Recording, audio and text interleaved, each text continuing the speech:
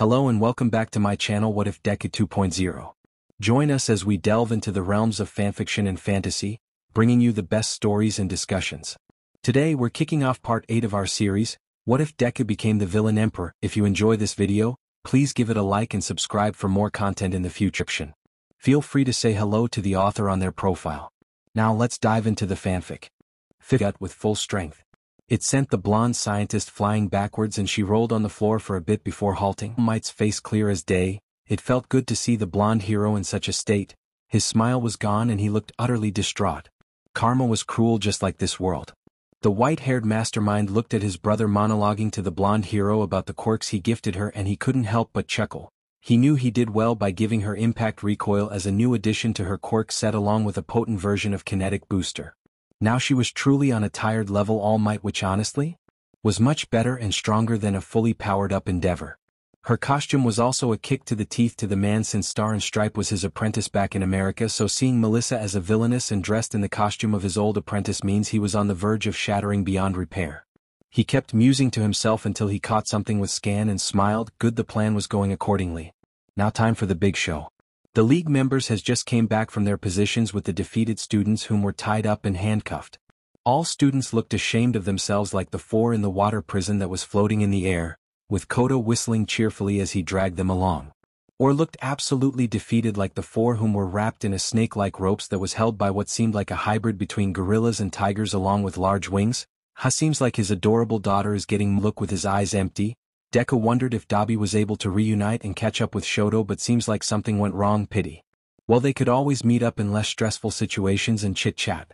The students looked at the struggling, so looked baffled and bewildered as they stared at the mini Star and Stripe in confusion and worry, while the blonde man looked at the 3 children fussing over Deku, who happily patted their heads like an excited father in disbelief and horror, like history is repeating itself somehow in his head and in front of his eyes. So how did we perform, father? Are you proud of us? Koda asked with a large proud grin as he was motioning to the tied-up students who were terrified of the white-haired mastermind. Mahoro and Katsuma were also waiting for his response, both eager and dying for praise, which he would happily give for a good job. After all, what father wouldn't congratulate and praise his kids for doing something well? Deku smiled in satisfaction as he patted his kids on the head gently, one by one, and nodded his head in acceptance, proud of their handiwork. You performed as I expected, children, which is absolutely excellent. Good job and be proud of yourselves, Deku praised happily, and the kids cheered in unison as it was priceless, seeing that a good chunk of his students were defeated so easily definitely stomped on his moral. Good. The students watched in bewildered disbelief how the kids interact with the supposed horrible villain, especially Todoroki, who looked utterly distraught, and it was visible all over his face seeing the 3 children happy and innocent and having a happy childhood with a villain as a father, while his hero of a father was a monster from horror movies whom he could only recall as his tormentor. It, to say the least, shattered the boy's view on the world as he looked down, getting into existential crisis. Hey boss, what do we do with them? Hypnosis asked, casually motioning to the tied-up students along with Spinner, who waited outside the fire zone that the purple-haired boy was just in case one of them slipped out. It was a failsafe of the sorts. This sucks, boss. I was waiting for the explosive idiot in my zone, but nothing happened. Did he slip? Mustard groaned, then looked to the beaten-up blonde and chuckled. Never mind, seems like he got enough kicking by you guys. Yeah, Papagiri hit the Nitro Gremlin with some good old Portal cartoon classics before Shield Maiden knocked the brat out. We can watch that later over popcorn. Deku mused and Dabi grinned widely. No shit, boss. Really? Damn, we gotta see that later. Dabi chuckled. Deku hummed at that before he decided to go back to business. Mustard, you should be done with your part by now, right? Koda-kun, you done with your part of the plan? Deku asked and Koda nodded while beaming. Mustard just gave a thumbs up and was probably grinning. Yup. They both said in unison with a grin. All Might felt his body collapse as the snow-white-haired boy looked at him with that grin, that same cursed grin. The grin of his master's killer and the man who ripped his guts out without mercy. The grin of he monster who hurt so many people in the past and committed so many crimes. The grin that he spent most of his life trying to wipe out just came back to haunt him, and now if he died here he will take one for all with him. Shield Maiden, finish him off. The pros are already here. It's a minute give or take. Deku called out to his resident engineer and she nodded her head in acceptance and did as instructed by her leader and secret crush Dash. Melissa charged at All Might with a kick that he blocked, but it was a fake. She learned to not be that predictable. She was strong and fast, but she has to be skilled too. The blonde scientist twisted her body in midair and repositioned herself before she threw a right hook at the #1 hero's old wound with all her might and determination. The blonde hero went to block the attack desperately, but the girl was too fast and he was too exhausted to keep up with the pissed-off engineer. The blonde hero coughed violently as he felt the fist impact with his old scar. He felt dizzy and lightheaded as he was sent flying backwards from the punch of his niece, just for him to brutally slam into a wall and get covered in a cloud of steam. All Might. The students cried out while Deku grinned in anticipation. Yes, this is it. Watch, kids, and open your eyes to the truth of this world, the truth of this society. Look at the disgusting truth in the eyes and realize the hypocrisy and deception the government secretly gave under false hopes and dreams. Then the students gasped in shock as All Might was revealed as nothing but a skeleton on the brink of death. The students looked in absolute shock and horror as the now revealed Toshinori Yagi looked at Melissa with his sunken eyes and bony face, his body no more than a stick for limbs and hollow body. He looked the absolute opposite of the symbol of peace, the invincible man they always knew, the man some people saw as a god. This man was mortal, weak, and vulnerable than any of them. Was this really the man who they thought to be unbeatable? It was horrifying to them. The realization that they were under the mercy of this young villain who was no older than them was terrifying. They felt the color drain from their faces at that sudden revelation. All Might was down, they weren't safe anymore, they weren't going to be okay, it wasn't fine. He was not here for them. The kids looked in despair at the smirking white-haired mastermind who was looking at them expectingly. His smirk turned to a full-blown unhinged grin, startling the kids. Deku cackled in glee. He did it, he showed them the truth, and now the rest of the world will soon follow. So you see it now, don't you? How fake the image of heroes is. How much of a big lie you were told. How fake the system is. Good to know. I am not here to harm you, my dear fellows. Deku got up from his throne and walked to them with his face turning to a gentle smile. Time for Phase 3. The students looked at the white-haired mastermind and his smile in surprise as he extended his hand to them with a kind smile and gentle eyes. I am merely here to show you the truth of this world, to show you the truth of this society. I want you to understand what you are truly getting tricked into joining, Deku explained with passion. What are talking about? Mina asked fearfully, and the leader sighed. Everyone from both sides watched, and All Might could only stare in horror as he knew how this will. Deku smiled even wider as he clapped his hands together. Willing to listen? Great. For starters, Nedzu and the HPC president has been in a secret war for years now, since my father and predecessor was killed by All Might, Deku explained to them. The students gasped in shock. Even Shoto looked startled at the revelation that their idol was a killer. You're lying. All Might would never kill someone, Kirishima shouted with outrage, but the doubt was visible in his face. Deku looked at them sadly. I assure you it is. My father's face was splattered that the only reason I recognized his corpse after Kurogiri took it is because of the watch identical to mine and his custom-made suit, Deku explained with a sigh. The students looked at each other before looking at the fallen hero, who only looked down in shame. So, what happens now? What war are you speaking of? Tsuyu, the most logical in the group and the only one who stayed collected, asked carefully.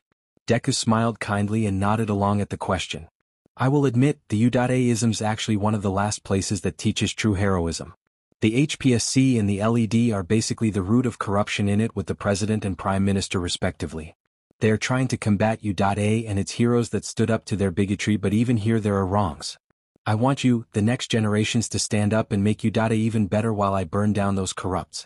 If we work together we can create a better world. So what do you think? Deku asked as he finished his speech. The students looked at each other visibly conflicted until Shoji asked, And what's in it for you? Deku grinned widely. I create a better world where the likes you of me, the rejects of society, aren't treated like monsters but as humans. And most of you, if not all, had some type of experience with discrimination or bad treatment. I want to get rid of all that, to put an end to the suffering and build a better world for all to be happy, Deku explained cheerfully. Sue looked him in the eyes intently, narrowed them for a bit before she sighed. Alright, we will see. We are not cooperating with you, but we won't stop you either in the future. That's all we can give you, the frog girl said sternly. Deku grinned. Works for me. Now we will start with rooting out one of the problems of society, he declared, confusing the students, then looked at his follower that crushed the symbol of peace. Shield Maiden, kill Yagi-san now. He lived long enough, we don't need him for the future to come, Deku ordered, and Melissa nodded as she turned and slowly walked to the defeated symbol of peace. Wait, that wasn't in our agreement, Kirishima shouted. Hey, you can't kill him. He is one of the good people. He saved so many people. Kaminari yelled. Please, you can't kill someone that kind. He is a good hero? Mina pleaded. Deku looked as everyone started pleading for the man to live, even going as far as to offer to take his place. That made him smile internally. Maybe heroism isn't that far gone after all.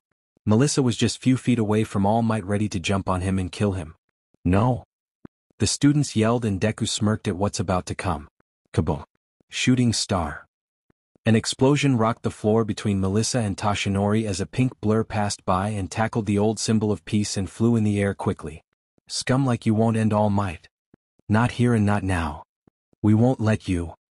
Ochako declared proudly as All Might looked at her in surprise. Melissa looked surprised as Ochako was flying in the air with floating All Might at her side.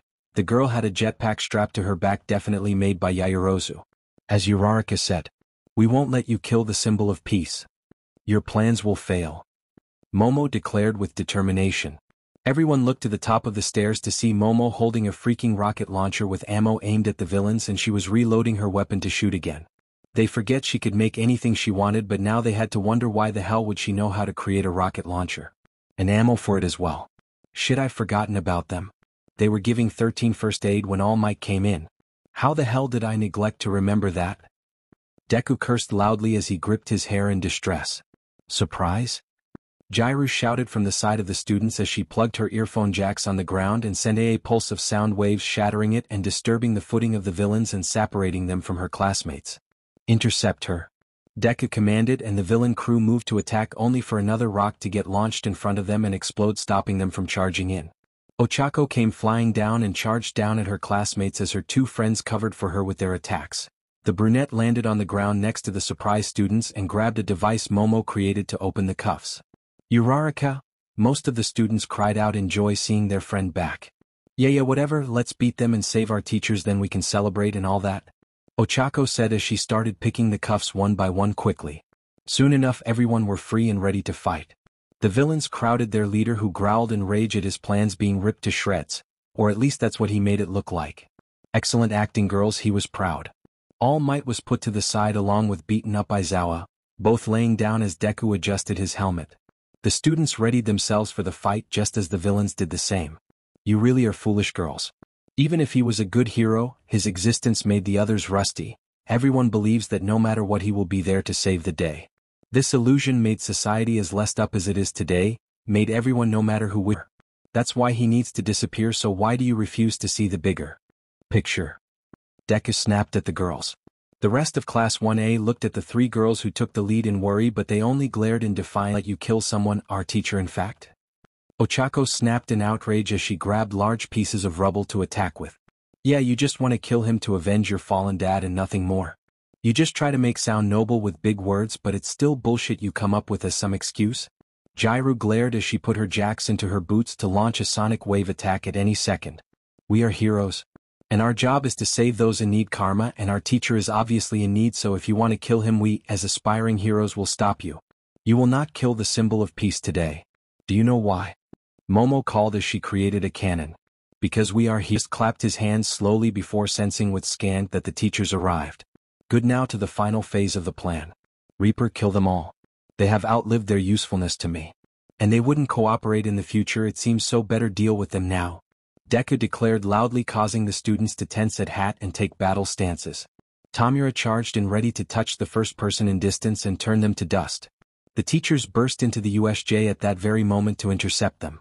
We're sorry for being late, students. We will handle it now. Nedza declared, riding on Vlad King's shoulders. They are all pro-heroes, so they waste no time in attacking them. They all took the positions that would let them use their powers to the most effectiveness. Snipe stands at the top of the stairs and fires his gun at Tamura. First bullet goes through his hand, making Reaper yell in pain and jump back from the closest student that happened to be Sato.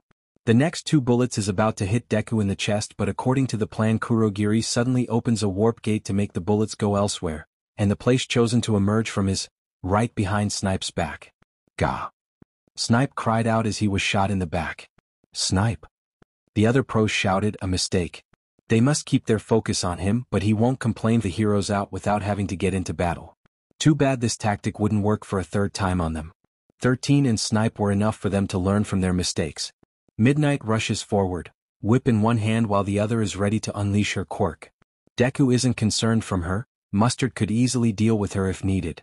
Present Mike runs sideways, towards the position that would allow him to use his quirk without hitting All Might Aizawa or the students with his sound waves. Cementos conjures a creates meter-long wall of concrete, separating the league from the students and injured teachers. Good, now he can focus on them and the target. Vampire is also in position to take down the pros.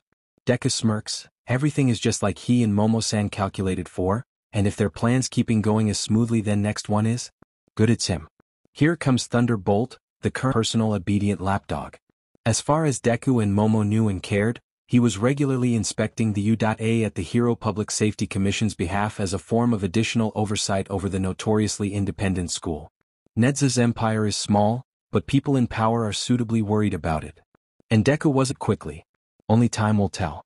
Thunderbolt wears a rather unoriginal costume, resembling all those, and Deku suspects that he has stolen most of it from an old hero, a clock to be precise. Disgusting, a terrible hero and also unoriginal too. But you don't become a number 3 hero by being incompetent. He recognizes Deku as the ringleader, or perhaps Ingenium's brother described him as such. Either way it doesn't matter to the young master. Thunderbolt goes straight after him recklessly without a second thought. Excellent, now for the next step of the plan. Thunderbolt is fast. Faster than All Might, though lacks his resistance and sheer strength. His quirk, Thunderbolt, which yes the guy named himself after his quirk, lets him shoot forward at lightning speed and with the sound of a thunderclap. His speed is incredible but he is not that strong excluding said speed. Of course, getting hit by something at such speed is going to knock anyone out instantly, even if and he is not going to miss the chance now that the whole plan went off like a true masterpiece opera song. He will get overhaul. He feels something in his body change as it accommodates the quirks he calls upon. Thunderbolt Reflex Booster gives him enough of a reaction time to raise his hand in defense for the assault. His hand touches the incoming Thunderbolt's leg for an instant and that is enough for the young villain. Overhaul requires nothing happened. Someone, a student most likely, screams loudly and frantically. Wait, it's Mineta from Uraraka-san's class. His scream is the most womanly he ever heard. Catch him? Nedzu orders the T-wave in the form of yellow tunnel stroke both pros before they even reach the position. It's not enough to make them permanently deaf but their ears are bleeding from the sound. The rest of the teachers are startled as they looked at present Mike, who used his quirk on his comrades and intentionally too. Deku smirked. Idiots, all of them. Of course he will make teachers. Deku just shook his head in amusement as Vampire showed her true face to everyone and posed. How did I do, Karma-sama? Wasn't I great? I even stole some useful info for later. Toga announced, much to everyone's shock. Deku savored the stupefied expression on Nedza's face. It's rare. Shame that she had a known face or record or she would have been the U.A spy instead, but hey, he got Uraraka happened just like Deku planned. Checkmate, you damn rat. Sayonara. Kota cheered as he clenched his. Kaminari exclaimed. Purple Rain? Kirishima shouted in confusion. No, it's the heroes fell to the ground paralyzed and Deku started laughing loudly as he clapped his hands. Dead Thunderbolt. Deku laughed, walking to the number 1 hero. Concentrated Rain? Midnight trailed off as she collapsed to the ground. Of poison? Nedzu finished as he fell as helplessly as everyone else, asked with a smirk. Should I? The blonde spat in disgust. Deku shook his head. As he finished taking the abilities of the unconscious too. As he finished he looked at everyone from his team and smirked. The white-haired mastermind raised his fist in victory like All Might to do one final mock gesture and shouted in pride. Victory is ours, he declared, and everyone cheered. And with that he snapped his fingers and all of them were sucked into the white-haired mastermind's warping quirk except Kurogiri, who used his own warp gate to leave. Leave a bunch defeated heroes and a very ashamed school. No one would guess the impact it would cause to the country. Omake. Demon Puppy Eyes from Hellpoint 4. Shoto deserves a hug edition. Deku looked at the tied-up students that his kids defeated and smiled widely in pride. He loved his children. All students looked ashamed of themselves like the 4 in the water prison that was floating in the air, with Koto whistling cheerfully as he dragged them along. Or looked absolutely defeated and disappointed like the 4 whom were wrapped in a snake-like ropes that was held by what seemed like a hybrid between gorillas and tigers along with large wings. Seems like his adorable daughter is getting more and more creative every day. All Might looked at the 3 children fussing over Deku, who happily patted their heads like an excited father in disbelief and jealousy as he remembered his moments with Nana. So how did we perform, father? Are you proud of us? Kota asked with a large proud grin as he was motioning to the tied-up students. Mahoro and Katsuma were also waiting for his response, both eager and dying for their well-earned praise. A praise which he would happily give for a good job. After all, what father wouldn't congratulate expected children, which is absolutely excellent. Good job and be proud of yourselves, Deku praised happily, and the horror movies whom he could only recall as his tormentor. It to say the least shattered the boy's view on the world as he looked down, getting into existential crisis. Please adopt me. Shoto called out desperately with a pleading look to Deku, who looked at him startled for a second. What? Shouted everyone around him in both shock and disbelief. Even Dabi didn't see that one coming as he sputtered at the request. He is a better dad than mine. Shoto pouted at his gaping classmates. And who's your dad? Mahoro deadpanned. I don't see a reason to. Plus you guys are the same age. How would that even work? Katsuma agreed, winched at the mental image of the flaming idiot as a dad before looking at each other and nodding in agreement. Daddy, we are taking him? Mahoro declared, shocking everyone else, even Deku, who gaped at his little girl in disbelief. What? No. That's not in the plan. Deku said with scowl as he looked at his beloved daughter, annoyed, and Shoto pouted heavily. Please dad, daddied father. The three children said with shining sad puppy eyes, looking at him pleadingly with their bottom lips quivering and trembling. Deku stared at the war crime nuclear golden energy. Later. Eri was playing with her grandpa on the beach until her daddy came back holding a. Oh my god, Papa. My baby brother is too cute. Eri squealed, looking at the 4-year-old boy with tune and love like sponge. Deku just sighed that loudly in defeat. Later. Deku slammed his head in the bar counter in utter defeat, feeling embarrassment that he, Karma, the most fearsome villain, couldn't refuse 3 little to late nights of work and tiresome investigations. It was part of the job after all. He loved his job as far something terrible, and the fact that Naomasa and the police didn't find a body is the only reason he wasn't declared dead. The kid has been missing for the past 2.5 years, and after all this time everyone just dropped the case and gave up, but he didn't. Inko Midoriya, the boy's mother. The boy's poor mother. The night he talked to her, to the dish snuffed out from her grasp. It broke the detective's heart seeing how the woman was falling apart. In the past 2 years the woman was almost daily visiting. Everyone in the station got used to her visiting and felt sorry for the woman-haired boy, and if anyone saw him. Naomasa also sent the boy's description to the other stations in the city and the prefecture, by not a single person saw him, like he disappeared from this world without a trace, like evaporated into thin air. Has been a noticeable rise in crime, and the level of local thugs and the small gangs got more intelligent and organized. And heroes, how he had notebooks over notebooks of high-quality analysis of many heroes, how he knew every hero.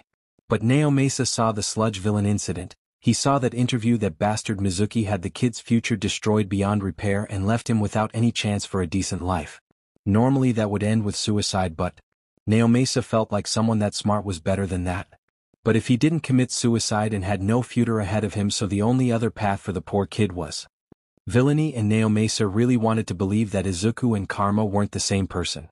The idea of that little shy green-haired boy who smiled in the pictures in such an innocent way, full of purity, turning to the monster who slaughtered all the people Karma has in his record, made the detective want to puke. It would be just too cruel to imagine the innocent child killing people and enjoying it at that. It wouldn't be right.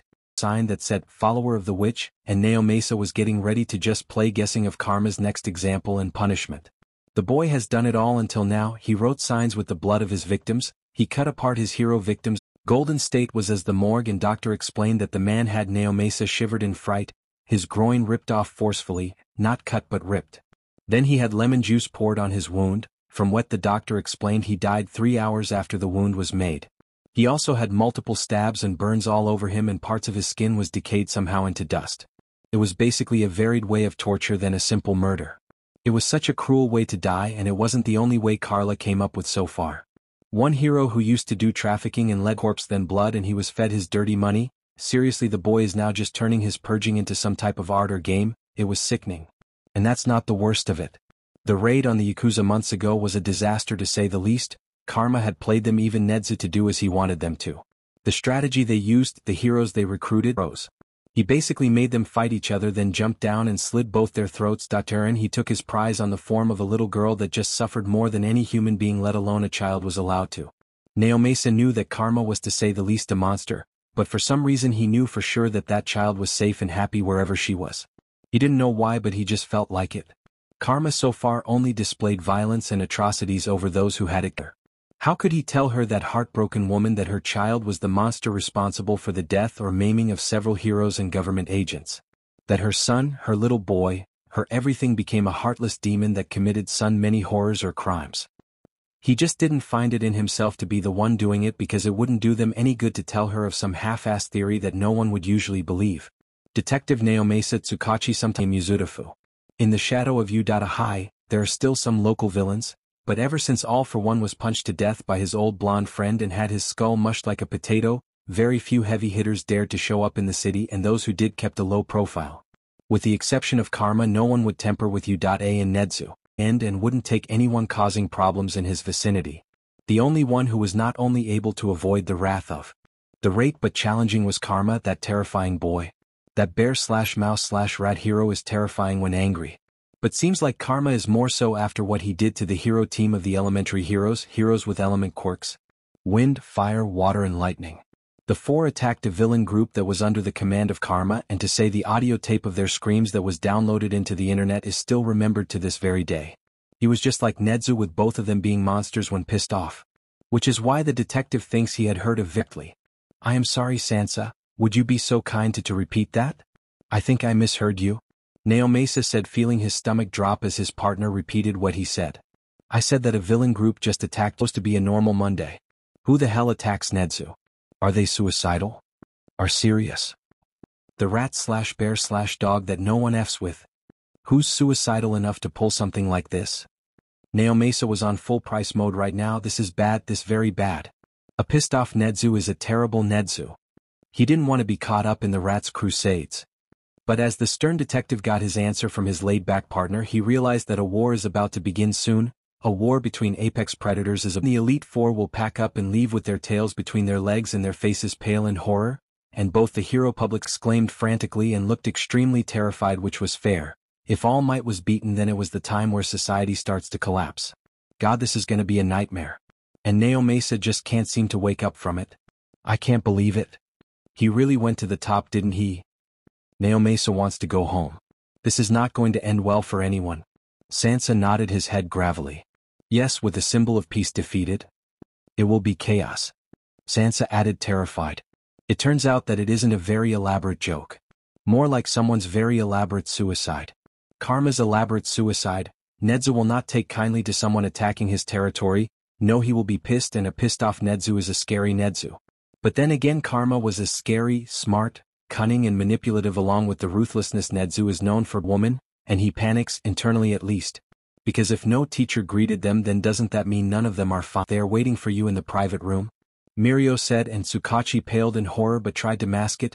They haven't used that one since All Might got injured, and they discussed All for One kicking the bucket. This is bad. Tsukachi quick add, since he expected All Might to meet with him first, and he can think of a very few reasons for the symbol of peace to not rush to greet his old friend. But then he sees not only Sir Night Eye but also Gran Torino waiting by the room's entrance, and his reaction quickly goes from surprise to badly covered panic. Oh boy, this bad. This is very bad. Mirai. He nods to the pro-hero respectively. They had fought together against the symbol by bit. Few years of minimal contact didn't change a lot. They both highly respected each other's skills and dedication to their jobs. It wasn't something to be questioned, it was a fact of life. Naomasa. Night Eye nods back hesitantly. Sir Night Eye isn't the most expressive of people out there. Then he looked at the old veteran and nodded in respectful greetings. Sorahiko-san. Naomasa said respectfully. He was always happy and proud to meet the man who taught All Might not only how to fight but how. Hey, good thing you came. We were waiting for you to start this cluster F. The old veteran looks tired. More tired than usual. And that worries Naomasa. 11 turns to 15. Is he? The guy answers with a grim face. Naomasa picks on something in his face, but he is not sure what is it. Thankfully Gran Torino speaks his mind bluntly without a care in the world. But it was too close for them, all of them. Alden fell to this Karma's trap. It was a travesty, damn it. The old veteran groaned. Naomasa's eyes are as wide as dinner plates. The stern detective is in a state of shock. 15 easily became 50. This is no joke. If the entirety of U.A was truly crushed by Karma and other teenagers including All Might and Nedzu, then it would be a PR disaster about to be unleashed, especially that they can't hide the truth. It would cause more. Naomasa couldn't believe what he was seeing. All Might looked like he got into a fist fight with a bodybuilder in his disheveled form. Aizawa had his head bandaged and had bruises around his body, and Nedzu was coughing and his fur had a purple tint to it. 50 is now 100 on that how bad is it measurement. Naomesa's fears were correct. Karma didn't mess with the U.A, he messed them up instead, and it is obvious since he passed by the hospital room where the students were, none of them looked bad, but the blonde boy Katsuki Bakugo was screaming bloody murder in what Naomesa could only identify as despair, and he didn't want to know why exactly.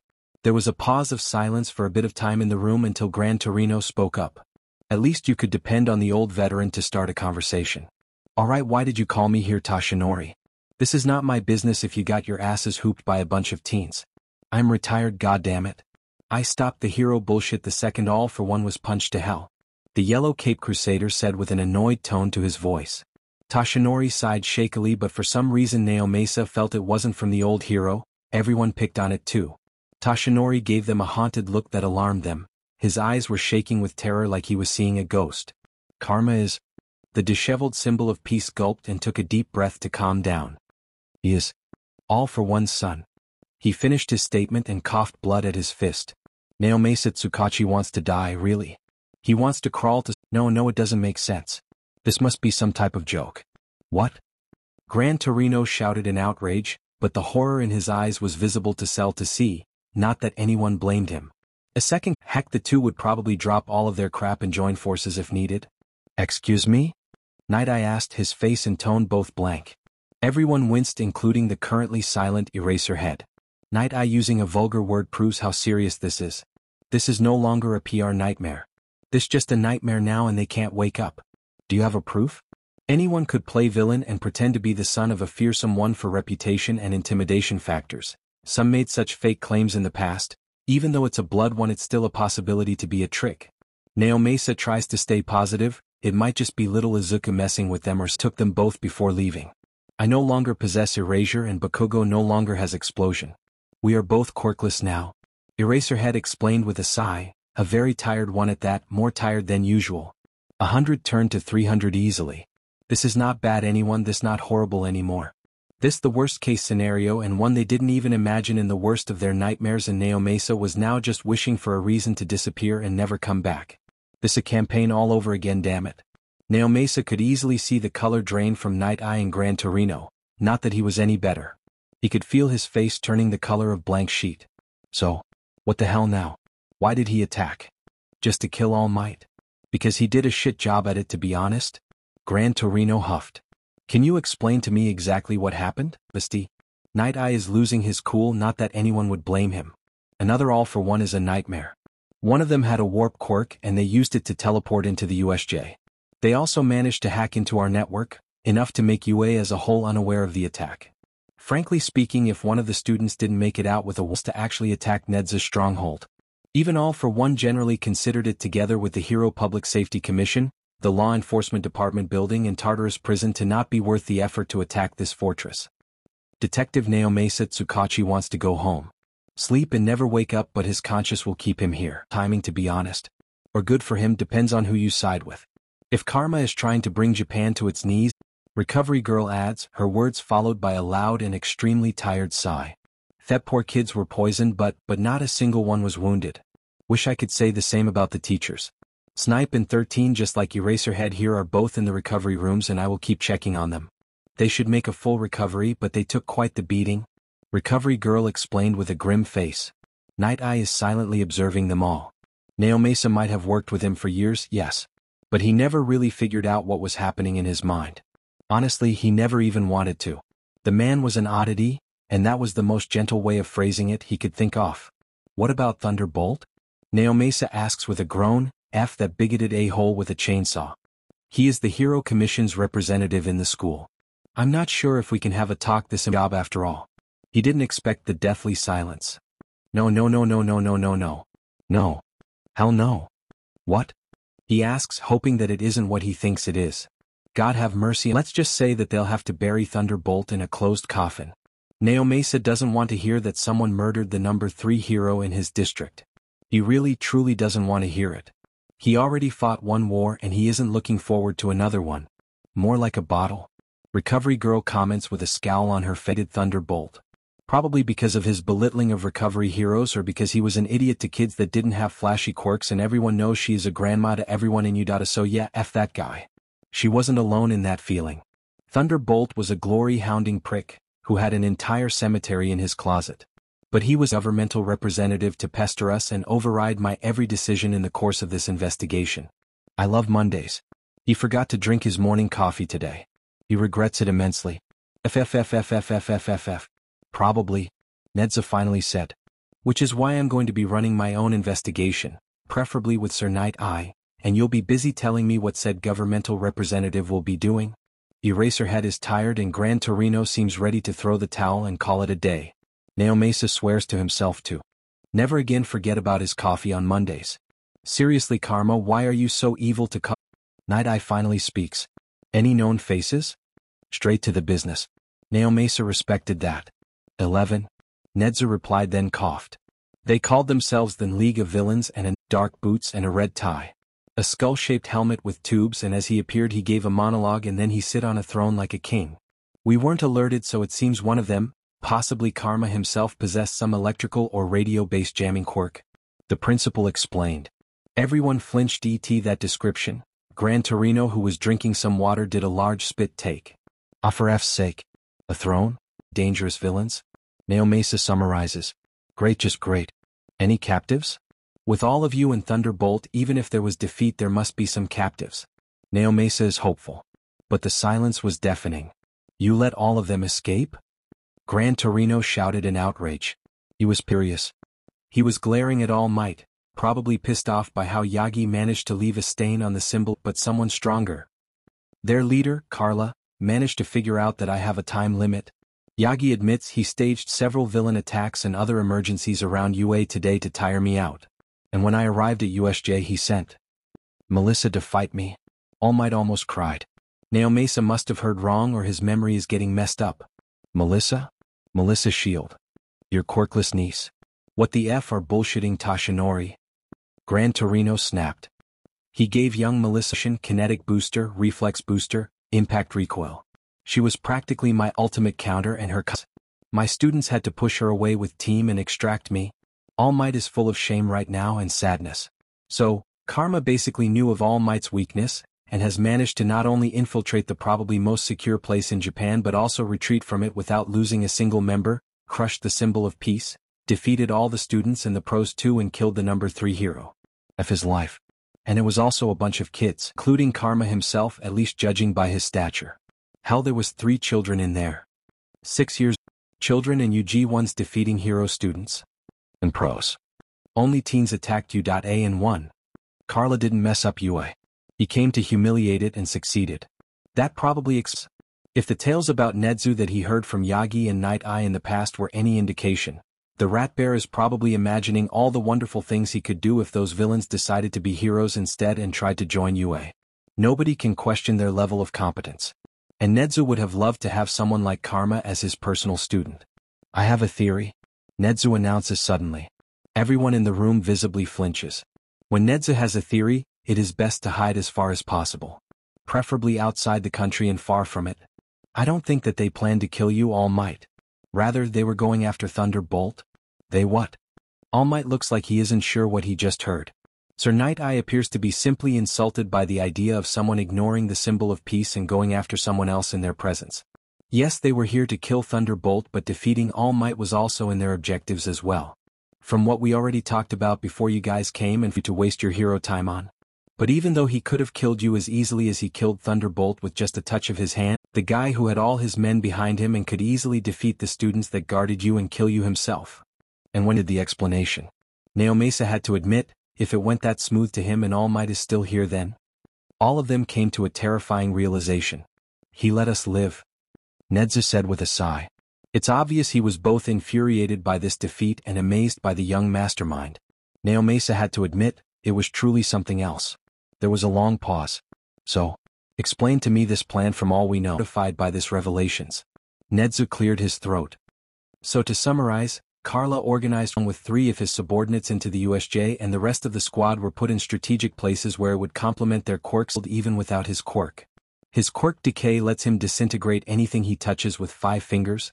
Eraserhead sighed at that. He obviously got lucky. Karma wasn't interested in him dying because Reaper looked trigger happy.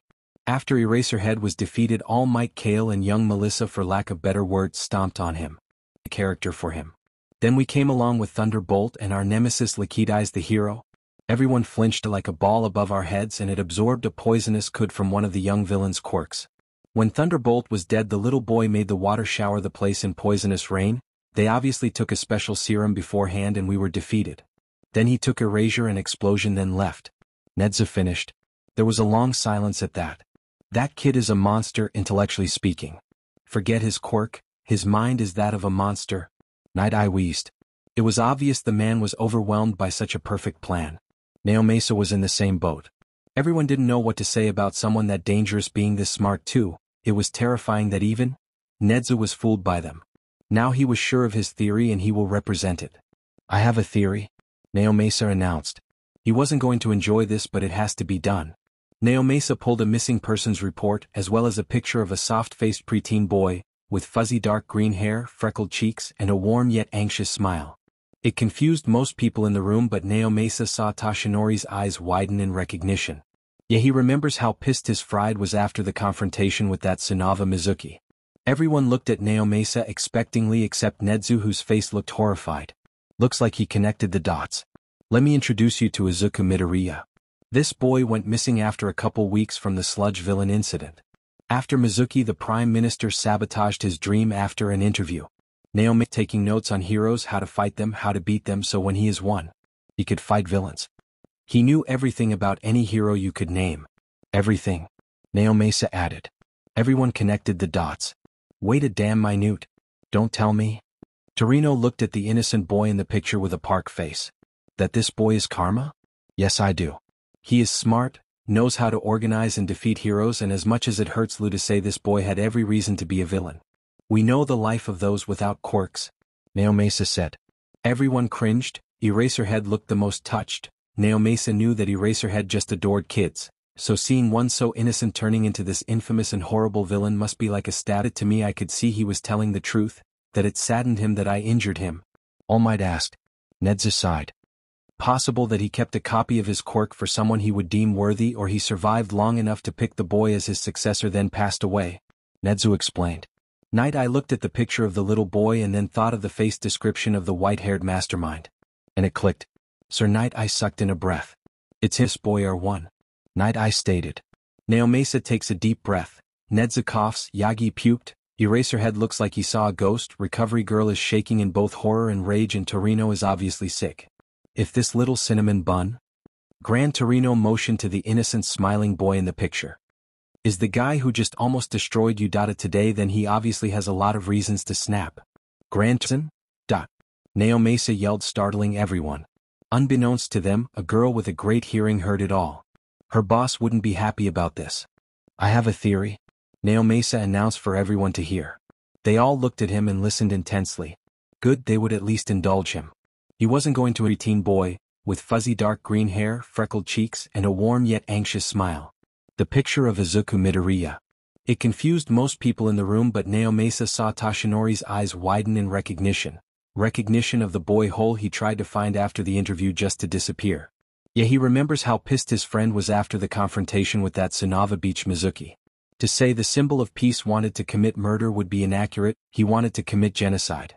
Everyone looked at Naomasa expectingly, waiting for him to explain what is this about, except Nedzu, whose face looked horrified with his black beady eyes wide in shock. Looks like he connected the dots. Less work for him. Let me introduce you to Izuku Midoriya. This boy went missing after a couple weeks from the sludge villain incident. Right after Mizuki the Prime Minister sabotaged his dream after an interview in the national TV.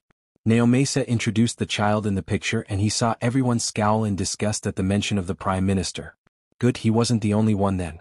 This boy, he was quirkless and loved taking notes on heroes, how to fight them, how to beat them, so when he is one, he could fight villains. He knew everything about any hero you could name. Everything.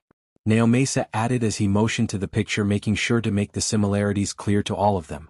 Everyone connected the dots quickly. And their faces was that of horrified realization that mirrored Nedzu's. Wait a damn minute. Don't tell me. Torino looked at the innocent boy in the picture with a horrified face. It was obvious he didn't like the idea one bit. Naomasa couldn't agree more. This child just looked too innocent and young to be a villain. That this boy is the Karma? The infamous villain that attacked a school that doesn't take quirkless application for the hero course? Yes, I do. He is smart, knows how to organize and defeat heroes because of his vast knowledge of them, and as much as it hurts Lou to say it, this boy had every reason to be a villain. We know the life of those without quirks, Naomasa said grimly as he looked down. Everyone cringed and looked down in sadness at that. Eraserhead looked the most touched of all of them. Naomasa knew that Eraserhead just adored kids, so seeing one so innocent and young turning into this infamous and horrible villain must be like a stab to the heart to him. Poor guy. If that's the case, then how do we explain his quirk? All for One is dead. When he said it to me, I could see he was telling the truth, that it saddened him that I injured him. I could see it in his eyes. All Might asked, refusing to believe they were the same person. It would just not feel right. But he remembered his niece's words about the interview and it clicked. With wide horrified eyes, the disheveled man gripped his covers tightly and grit his teeth. He did this, he started this. If he just told that he could. If he told him that he could. Nezu sighed in defeat and exhaustion. It's obvious that this was a long day for the principal. It's very possible that he kept a copy of his quirk for someone he would deem worthy, or he survived long enough to pick the boy as his successor and groom him, then passed away short after. Nezu explained. Nezu really hoped it was the case and that they didn't have to deal with two All for One in the same time. Night Eye looked at the picture of the little boy and then thought of the face description of the white-haired mastermind, the face, the messy hair, the freckles, the eye shape, all of them. And it clicked. The former sidekick paled at his own realization. Sir Night Eye sucked in a deep breath. It's him, the face, the freckles, the messy hair and all. Maybe the quirk transferring changed his appearance like the hair and eye color, but it's him. Karma and this boy are one person. Night Eye stated, but it was obvious he could barely stand from this. Naomasa takes a deep breath at that. Nezu coughs violently. Yagi puked some BLD into a bucket that Recovery Girl gave him. Eraserhead looks like he saw a ghost, which isn't that far from the truth. Recovery Girl is shaking in both horror and rage, and Torino is obviously sick from this discovery. If this little cinnamon bun? Gran Torino motioned to the innocent smiling boy in the picture with a scowl on his face. Is the guy who just almost destroyed Udata today? Then he obviously had a lot of reasons to snap at the world. Gran Torino sighed loudly and tiredly. He is obviously done with this meeting. Maybe it was time to wrap it up. They already dealt with worst of it. Then Naomasa got a phone call from Sansa. Weird. He wouldn't just call just like this, so he picked up the phone and answered, because it doesn't make sense. Naomasa yelled, startling everyone. All Might and Night Eye both gaped. Gran Torino sucked in a deep breath. Nezu took a large sip of tea. Eraserhead groaned loudly and Recovery Girl followed his example. Well, Naomasa, when they were being transported to prison, they started being covered in dark sludge. Not 3 seconds and they were gone. Every single person All Might caught this morning. It's absurd. Sansa yelled frantically through the phone. Everyone heard it clearly and gulped. He's out. All Might said nervously he couldn't believe it. He is different. So, what now? We should try to talk to the government to investigate it. Aizawa started. No. Naomasa snapped, startling everyone. Bad idea. If the government find out who he is, that might go after his mom. Inko Midoriya. She is such a sweet woman that she doesn't deserve to have people mobbing her and attacking her. Her son is the one at fault, not her. And if she got hurt, God forbid, what do you think Karma will do to the country in revenge? Naomasa explained his point of view. Everyone flinched. Yes, it would. Terrible mercy. Shoyuta ran a hand through his face. Yeah, right, sorry. Forgot that we have a very stupid, quirkiest bastard, or worst case scenario, the HPSC or the LED tries to kidnap her as a bargaining chip. Eraserhead sighed. Everyone winced at the idea of such a terrible fate on an innocent mother. The poor woman. Losing her kid without any closure or having a nightmare of a discovery. Both options are terrible. Recovery Girl said softly. Everyone sighed at that. This was a mess and they had no idea how to deal with it. All they could do now was try and reason with Karma, and keep the poor mother safe. Well, we could call her into the school for a small discussion. And then offer her protection. It is obviously after losing his mother, the BLD bath would be a nightmare, to put it nicely. Nezu suggested and everyone nodded. That would be for the best. We are heroes. Protecting an innocent woman is our job, no matter who her child is and what he did. Night Eye agreed. All Might looked down at his lap and sighed. This was his mess and he will deal with the consequences. I think I have an idea over why he became a villain. Tashin, I saved him before I saved young Bakugo. When I did, he He asked me if it was possible to be a hero without a quirk. Toshinori admitted. Everyone already knew what was next. You said it. Gran Torino snapped. I apologize, Toshinori, but you might have made a mistake with that boy. Me, Netsu Eraserhead, Ms. Joke, Knuckle Duster. We all are proof of that it is possible. Night Eye stated with a frown, and Toshinori looked down. You dumb oaf. I just heal people and I am a hero. Wrong answer. This is merely the truth. Nedza stated, and All Might sighed and nodded his head. So, what happens now? Night Eye asked, looking around the room. I think the best course of action is to speak with Miss Midoriya and try to get her on our side. Maybe she can convince him to conform and bring himself in. Said girl has short purple hair and dark eyes along with earphone jacks in her earlobes. Her boss wouldn't be happy about this, so like a good girl she will inform him of this. As the team that attacked Udade materialized in an old warehouse, the little girl of said team pouted and looked around her with narrowed eyes. Daddy? Why are we here? Of this part of the plan. Then again, he wasn't informed that Jax and Gravity were going to attack them fakely to save All Might's ass. But then again, who was he to question his boss? The guy had the most badass of plots, like the whole Reign of Poison was so cool and badass. Like, where does he even find this shit? Tamura just shrugged as he sit down on a box and relaxed after Deku used Overhaul to heal his hand from Snipe's shot. Whatever you are doing is your businesses. So do what you must. Tamura drawled. Toga decided to use this opportunity and grabbed Herc's secret crush and pierced her fangs into his arm. The blonde vampire moaned in satisfaction as she enjoyed her favorite meal. It was so delicious that it almost brought tears to her amber-slitted eyes. Shinso was sitting on a box as well, trying to take a quick nap while they were there. Koda and Katsuma were playing with portable video games, waiting for whatever. Spinner and Mustard grabbed a deck of cards and started playing poker to pass the time. Melissa was warped to the base along with Kurogiri to start the second phase of today's master plan. But for now, Deku retracted his arm after Toga-san got her fill of her favorite drink and raised hand about to snap his airs.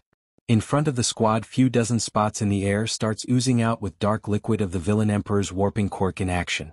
Not 3 seconds later, several thugs, gangsters and small-time villains appeared in the old warehouse.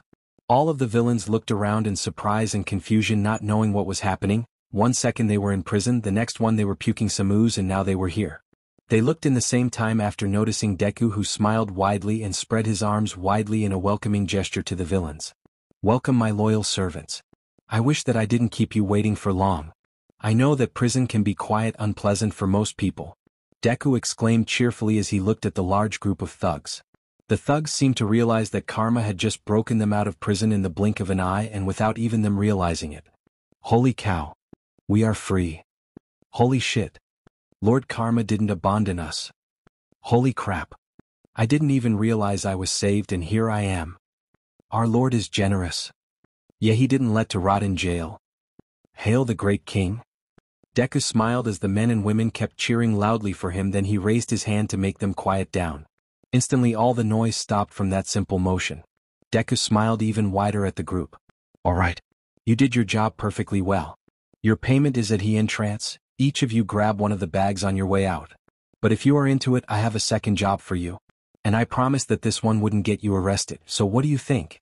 Deku offered, and the thugs thought for a second. F that. He broke me out of jail. F it, he broke all of us out of jail. I am a do as he says. One of the thugs declared. The rest cheered at that, and Deku grinned. Well, thank you for your patience and cooperation. I just wish for you to destroy the building in this address and burn it to the ground. Simple, no? Deku offered as he gave them an address. The villains looked confused for a bit at the particular address before shrugging their shoulders and running off to finish their objective after collecting their payment their lord generously gave them. As they left, they kept behind several confused League of Villains members who looked Deku strangely. Daddy? What was this about? Mahoro wondered loudly as she looked at her adoptive father in curiosity. Deku chuckled as he patted his adorable daughter on the head, causing her to smoke and lean into his touch. Nothing to worry about, Mahoro-chan, since they went to get me something back. It's time for you to go home.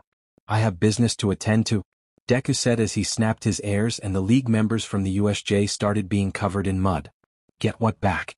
Koda asked as he was being warped away. My dignity, Deku answered with smirk, and it was the last thing the team saw before they warped away. Deku appeared in Dr. Garaki's lab in Jaku City using his warping quirk as he was going to do few stuff and satisfy his long-waiting urge for closure. He let himself observe the lab for a moment. There were tanks upon tanks filled with Nomus of the first generation. They were horrific amalgamations of quirks manifesting in such an awful way, reanimated corpses with hearts that beats, and lungs that breathes but no brains functioning. They were truly creatures of horror. The fact that he could look at them and not only stomach the fact that he was making them but wonder how much more he could create was really strange and a proof of how much he changed in the past 2 years. He looked at his reflection in one of the tanks and he liked what he saw. A man, a fearsome, powerful and proud man. One that had a reputation of being one of the most dangerous men on the country, one of the most infamous villains in Japan. One who Redestro, Mightless, Maria and Beast would think twice before crossing. In fact, those 4 had been trying to pull him into their cause, well 3 since Beast just sent an offer around 6 months ago and then just cut off any connection. Not that Deku minded, he was an idiot that nobody liked. Then there was Maria, that quirkiest slot.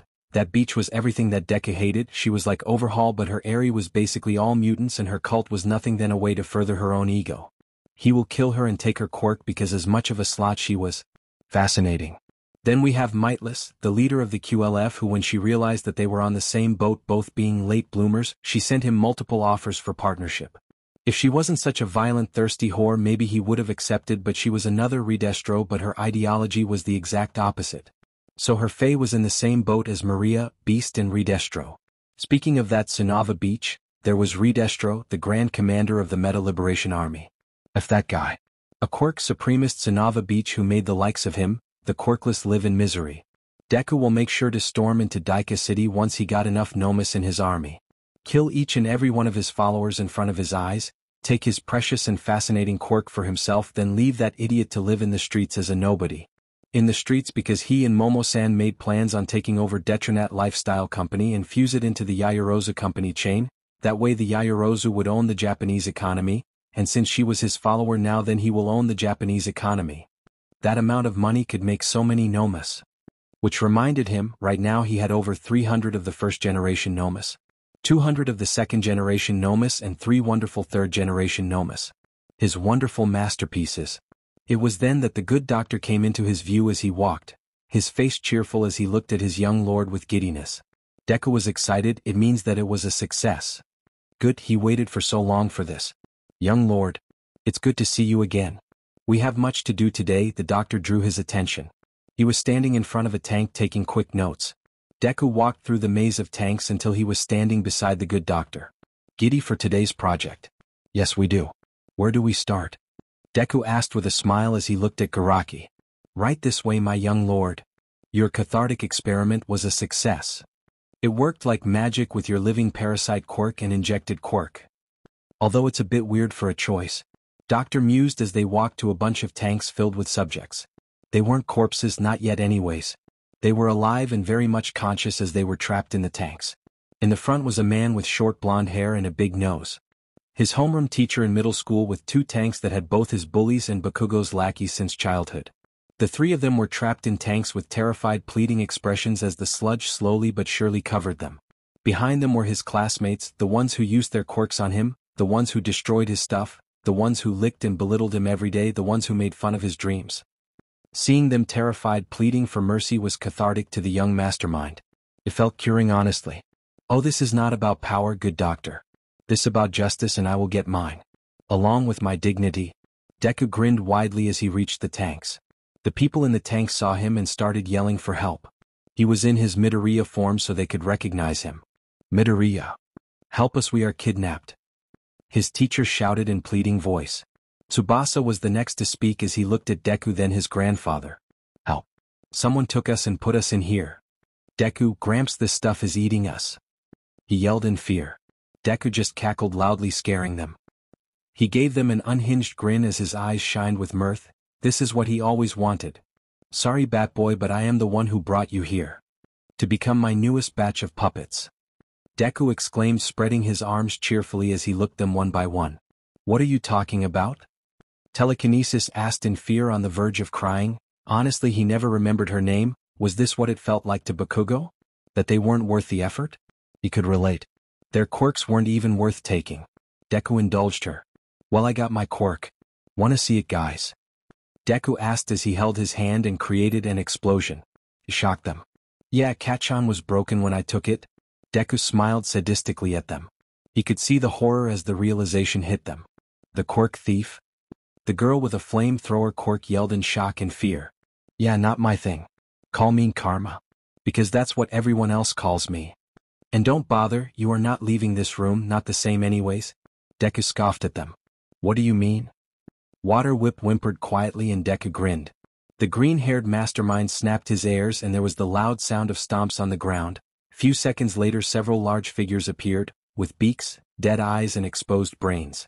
Deku smiled widely at the horror in their faces. These.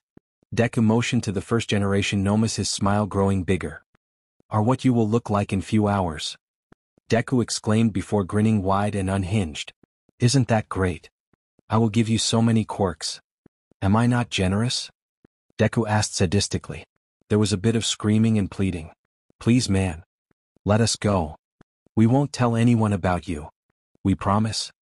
Weren't we classmates? Boulders for hands pleaded. Deku shrugged. We were, but you idiots tormented me for God knows how long. You deserve all the punishment I give you. Deku said carefree of their misery. Please Midoriya. You were a good kid. A nice person. You wish to bet a hero? His teacher begged. Deku scoffed. Nah, I am a villain now and a fearsome powerful one too. The name Karma is on the same league as Redestro, Mightless, Maria and Beast. I am more fearsome since today I beat All Might and the whole of you.A. Deku exclaimed.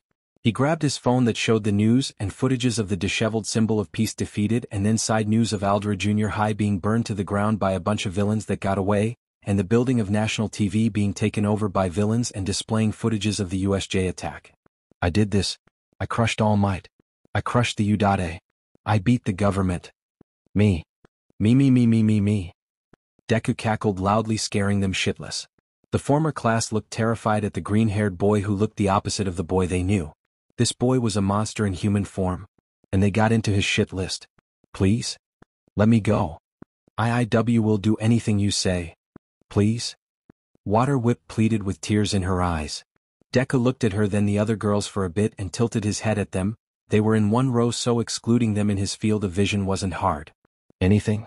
Deku asked with a raised brow as he motioned to the girls. Anything. The girls cried out in unison. Deku grinned savagely. Well, since I am very nice, then how about this? Deku ran a hand through his hair and smiled at them.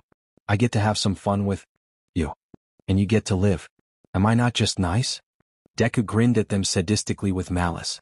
The girls gulped as they looked at each other for a bit, then looked at the Nomus, the scary brain-dead creatures that they might become should they refuse. It wasn't even a choice. Yes, sir. The girls uttered quietly and he grinned. What about us, you traitors? Ayers snapped at the girls in outrage. Get lost. Better you than us. Flamethrower snapped. As he set them free, he took them away with them hugging themselves and whimpering and him grinning heavily. Tsubasa looked at his grandfather after Deku left with hope. Grandfather. Please save me. Tsubasa pleaded. Garaki scoffed. No way. Young Lord decided that you guys will be Nomus. And if I have to choose between young Lord and a brat like you, especially that I have dozens like you, I would choose my master. It's not even something to think about. Garaki said and turned then walked away. He ignored the cries for help from the guys. Too bad, they will be just sent to attack Endeavor's agency. They will be killed immediately. Not then again, that's the point, isn't it? To die by fire? Ironic. His young lord was truly something else. Deku grabbed his phone that showed the news and footages of the disheveled symbol of peace defeated and then side news of Aldera Junior High being burned to the ground by a bunch of villains that got away, and the building of national TV being taken over by villains and displaying footages of the USJ attack. I did this. I crushed All Might. I crushed the U.A. I beat the government. Me. Me. Deku cackled loudly, scaring the prisoners shitless. He looked unhinged, broken, insane, messed up. The former class looked terrified at the green-haired boy who looked the opposite of the innocent boy they knew in the past and belittled. This boy was a monster in human form. A monster that enjoyed the suffering of others. A monster that reveled in others' suffering, misery, and despair. And they got into his shit list. They were going to die here. And no one will come to save them. All Might lost and the heroes too. To this boy, the monster they created. Please? Let me go. IIW will do anything you say. Please. I don't want to die in here. I'm begging you. Water Whip girl pleaded with tears in her eyes. she sobbing loudly into her hands. Deku looked at her intently, then the other girls for a bit, and tilted his head at them in curiosity. They were in one row, so excluding them in his field of vision wasn't hard. Anything? Deku asked with a raised brow as he motioned to the girls. Anything.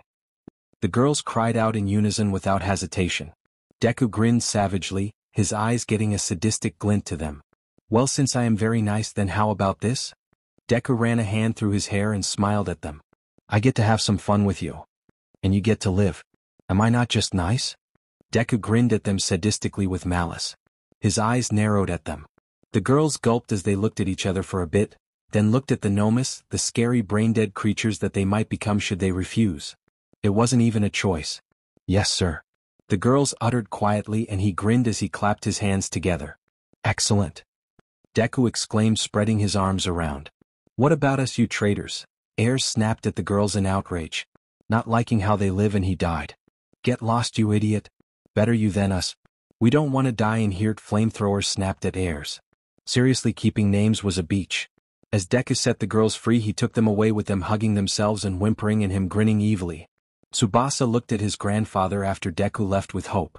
Grandfather. Please save me. Get me out of here. Tsubasa pleaded, tearing up slightly. Garaki scoffed at that. No way. Young Lord decided that you guys will be Nomus. And if I have to choose between young Lord and a brat like you, especially that I have dozens of grandkids like you, I would choose my master. It's not even something to think about. It's a stated fact. Garaki said in turn, then walked away. Waste of time. He ignored the cries for help from the guys his young master decided to punish. Too bad, they will be just sent to attack Endeavor's agency to attack it. They will be killed immediately, but then again, that's the point, isn't it? To die by fire? Ironic, really. His young lord was truly something else. Most people would identify fun in different ways and come up with different explanations and examples for the term. Some of the older generations would appreciate some crossed words, board games like shogue and dama and chess, or just sharing stories and walking through the park in the evening. Some of the adults would say going to drink with friends, going on trips or doing car races, gambling or sports. Just watching TV or movies. There are a lot of things. Kids would say playing in the park, playing with their limited hero edition figurines and maybe collect cards and perch, watch hero fights and dress in onesies themed of heroes. Or play video games and watch anime shows and movies. And teenagers? Well, there are many things for them, going to the arcade, visiting the beach, doing all types of sports from team ones like football and basketball to solo ones like swimming, running and bodybuilding. But one thing all teens would define as fun, seriously all of them would without hesitation, and if a teen boy looked at a girl and used the word fun, then that's what he means. This was not the case for one Izuku Midoriya. The girls he kidnapped soon came to realize that his definition of fun was as terrifying as the grin he had when they followed him. No, his definition of fun was basically locking them in a large room full of large terrifying monsters and telling them to survive for his own entertainment.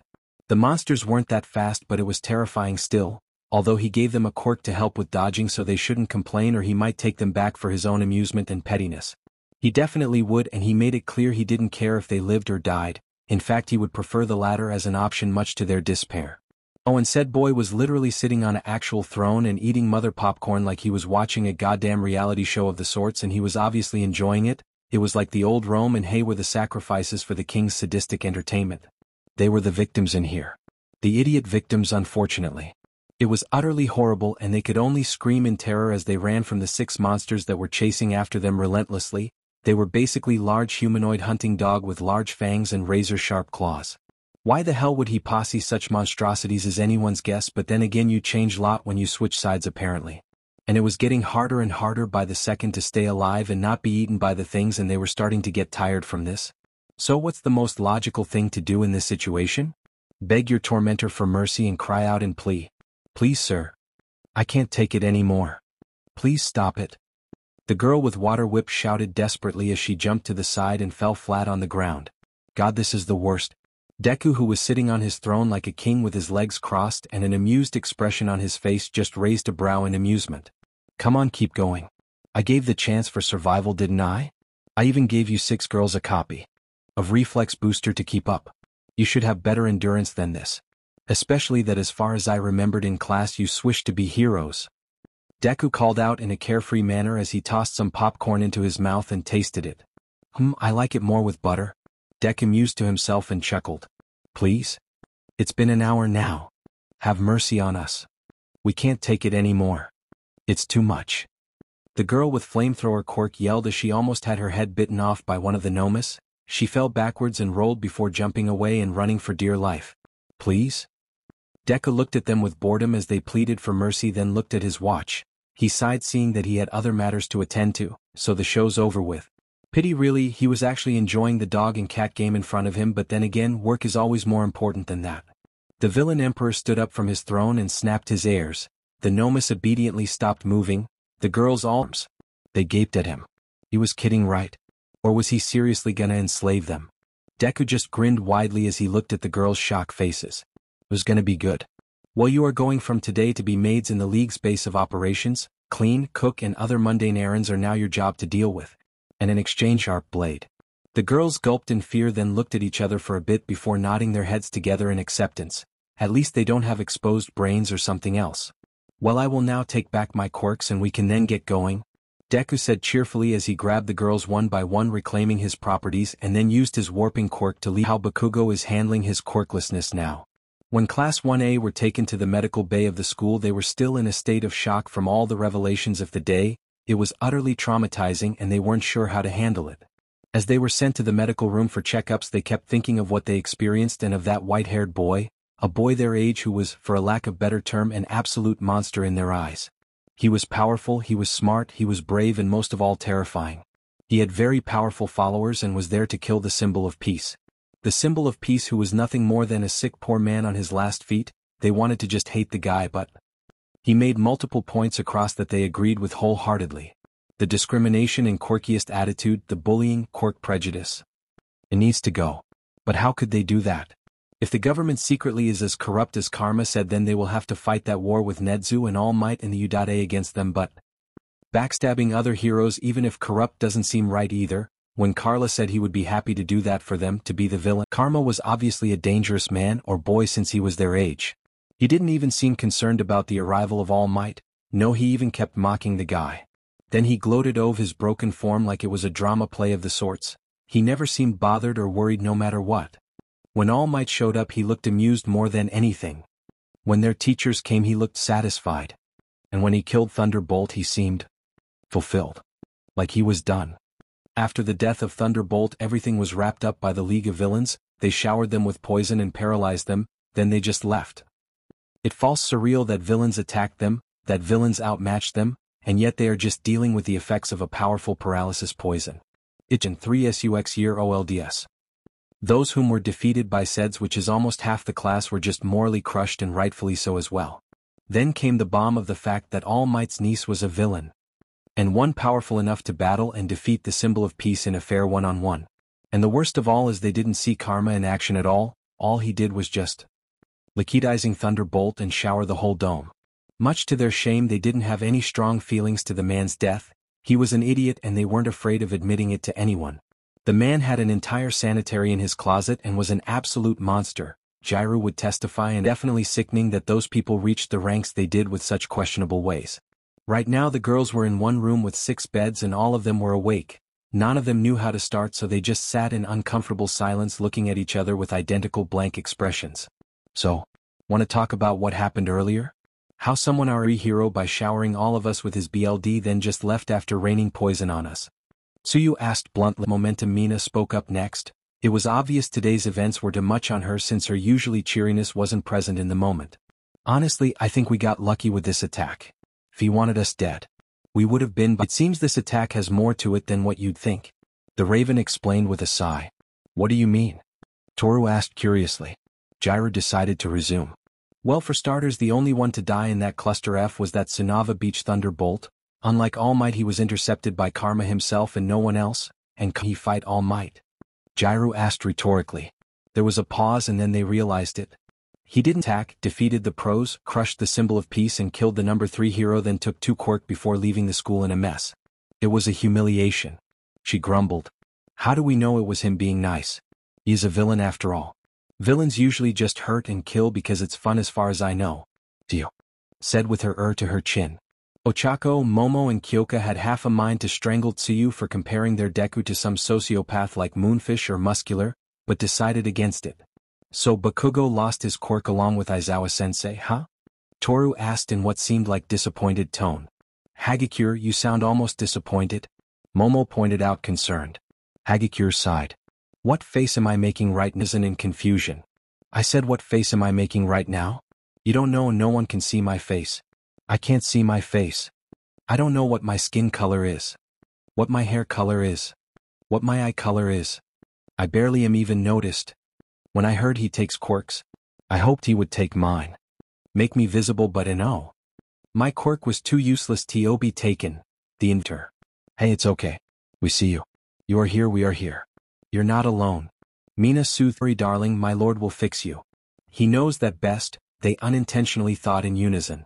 As the girls were discussing those things about the attack and just getting to know each other, a blonde red-eyed Pomeranian just got wake up to a horrible realization.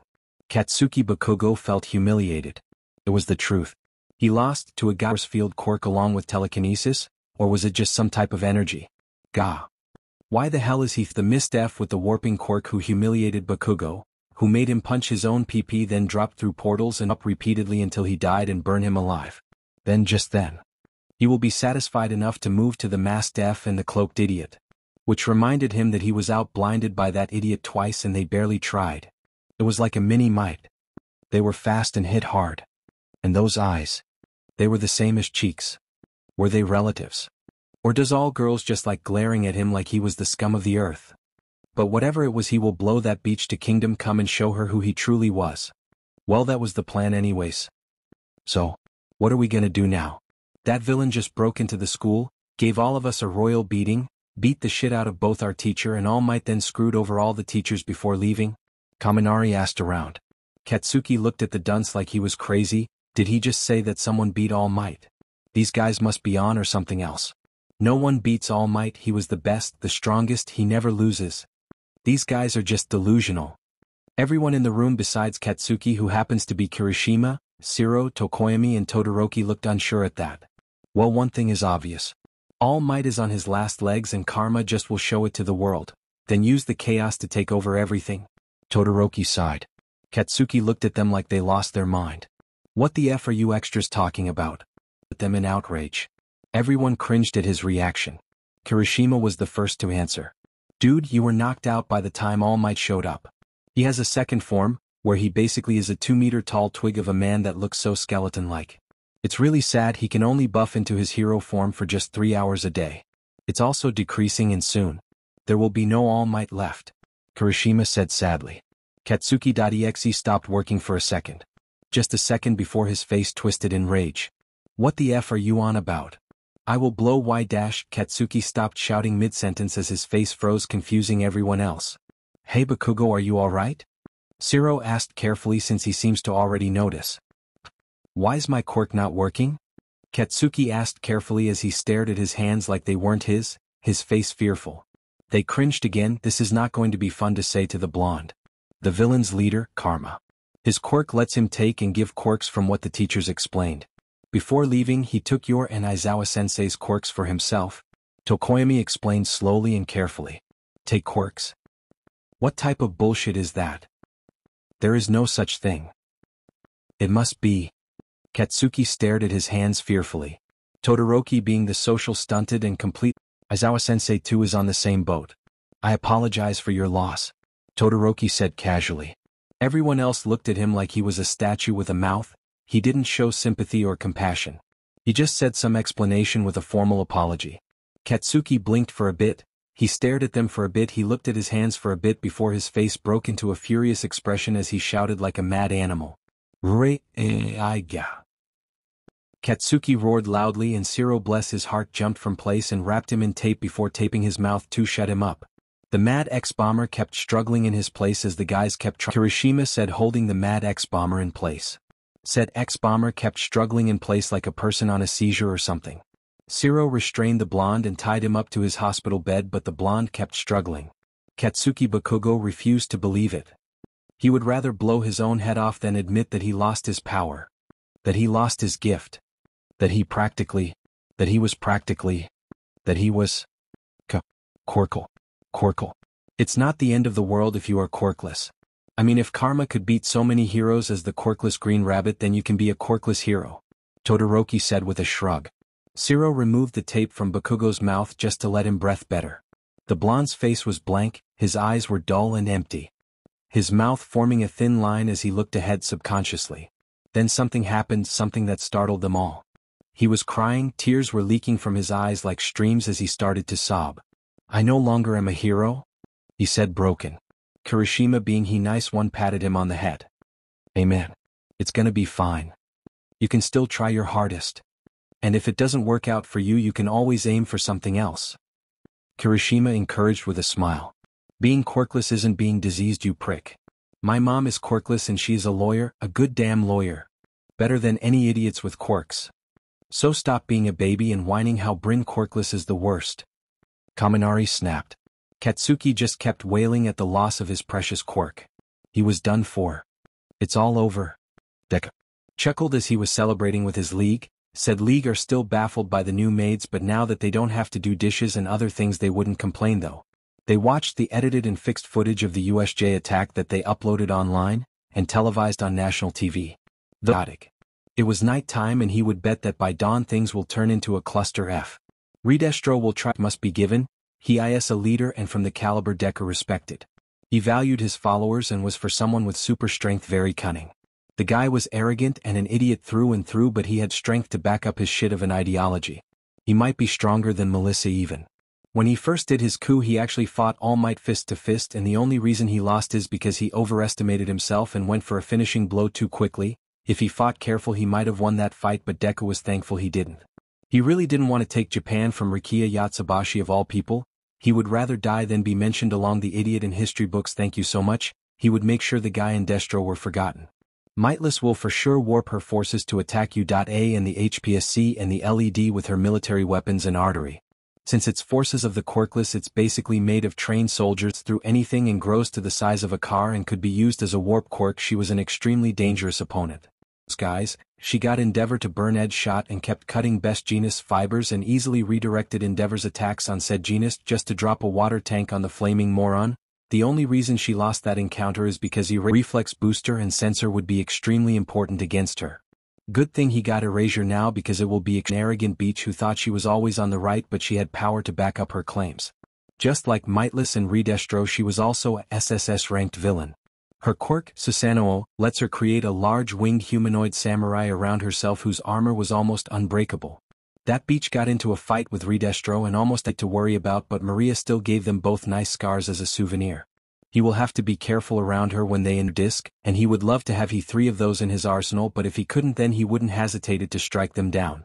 He would like to say something about Beast, but well, he didn't give a shit about some chaotic gangster whom nobody liked. He kept on his musings until Jiru sent him a text, so he decided to check it out. Rockstar, Nezu knows you are Izuku Midoriya boss. Deku blinked for few seconds before he groaned. He hates Mondays. Inko stood at the stove, frying up another helping of her son's favorite food in the kitchen. Along that her son was alive, she felt better. Her once lifeless eyes had regained their spark, stared down at the slab of breaded pork in the pan with a smile. Most people would think she was crazy for thinking her son being a supervillain was a good thing. It was her little baby boy Izuku. Her once innocent child who wouldn't hurt a fly and would cry a lot over a kicked puppy was now someone with brutal slaughters under his belt. Most mothers would be horrified, but not Inko Midoriya. She knew her child, he had a heart and a big one at that. So if he killed someone then they had it coming a long time. Golden State, Blaster, Steel Stripes, Rocket, Greaser, and these were a few. Her baby also made sure to show why they deserved to die the way they did, why they deserved to suffer so bad, and if someone as innocent as her baby did the things he did to them then they for sure deserved it. She was also happy with her two new daughters' neighbors living next door. Ochako-chan was just like a girly Izuku. She was just what Inko needed to feel better, and now she got Kyoka-chan too. The young musician was a bit of a punk in attitude but was just sweet. Maybe if she met her Izuku before she might have helped him get a spine. Well, a spine that doesn't let him slaughter mean heartless jerks and try to take over Japan, maybe the world, but hey. She would rather have him try to take over society and maybe the world and alive than have him doing nothing and end up in a casket or something similar. Plus she saw his videos as Green Rabbit. He invited people like him to join him, people society hurt. People who had nobody to turn to, and he decided to help them. Help people. Even as a villain he still tries to help.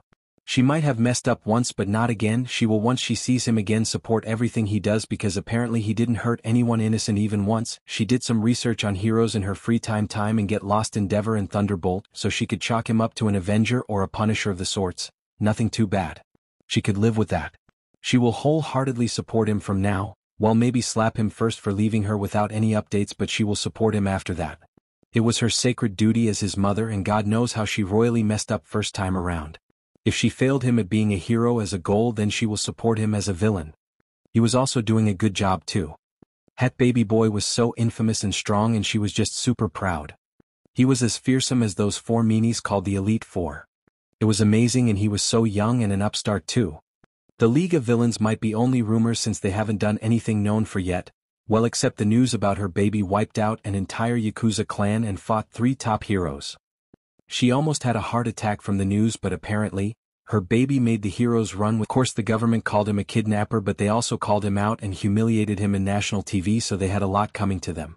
If her baby decided to just burn the country and start over, then she will just grab popcorn and enjoy the show. It was hen that the green-haired single mother remembered that she was cooking for herself and esteemed guest. Figuring that it was ice on the side of each plate.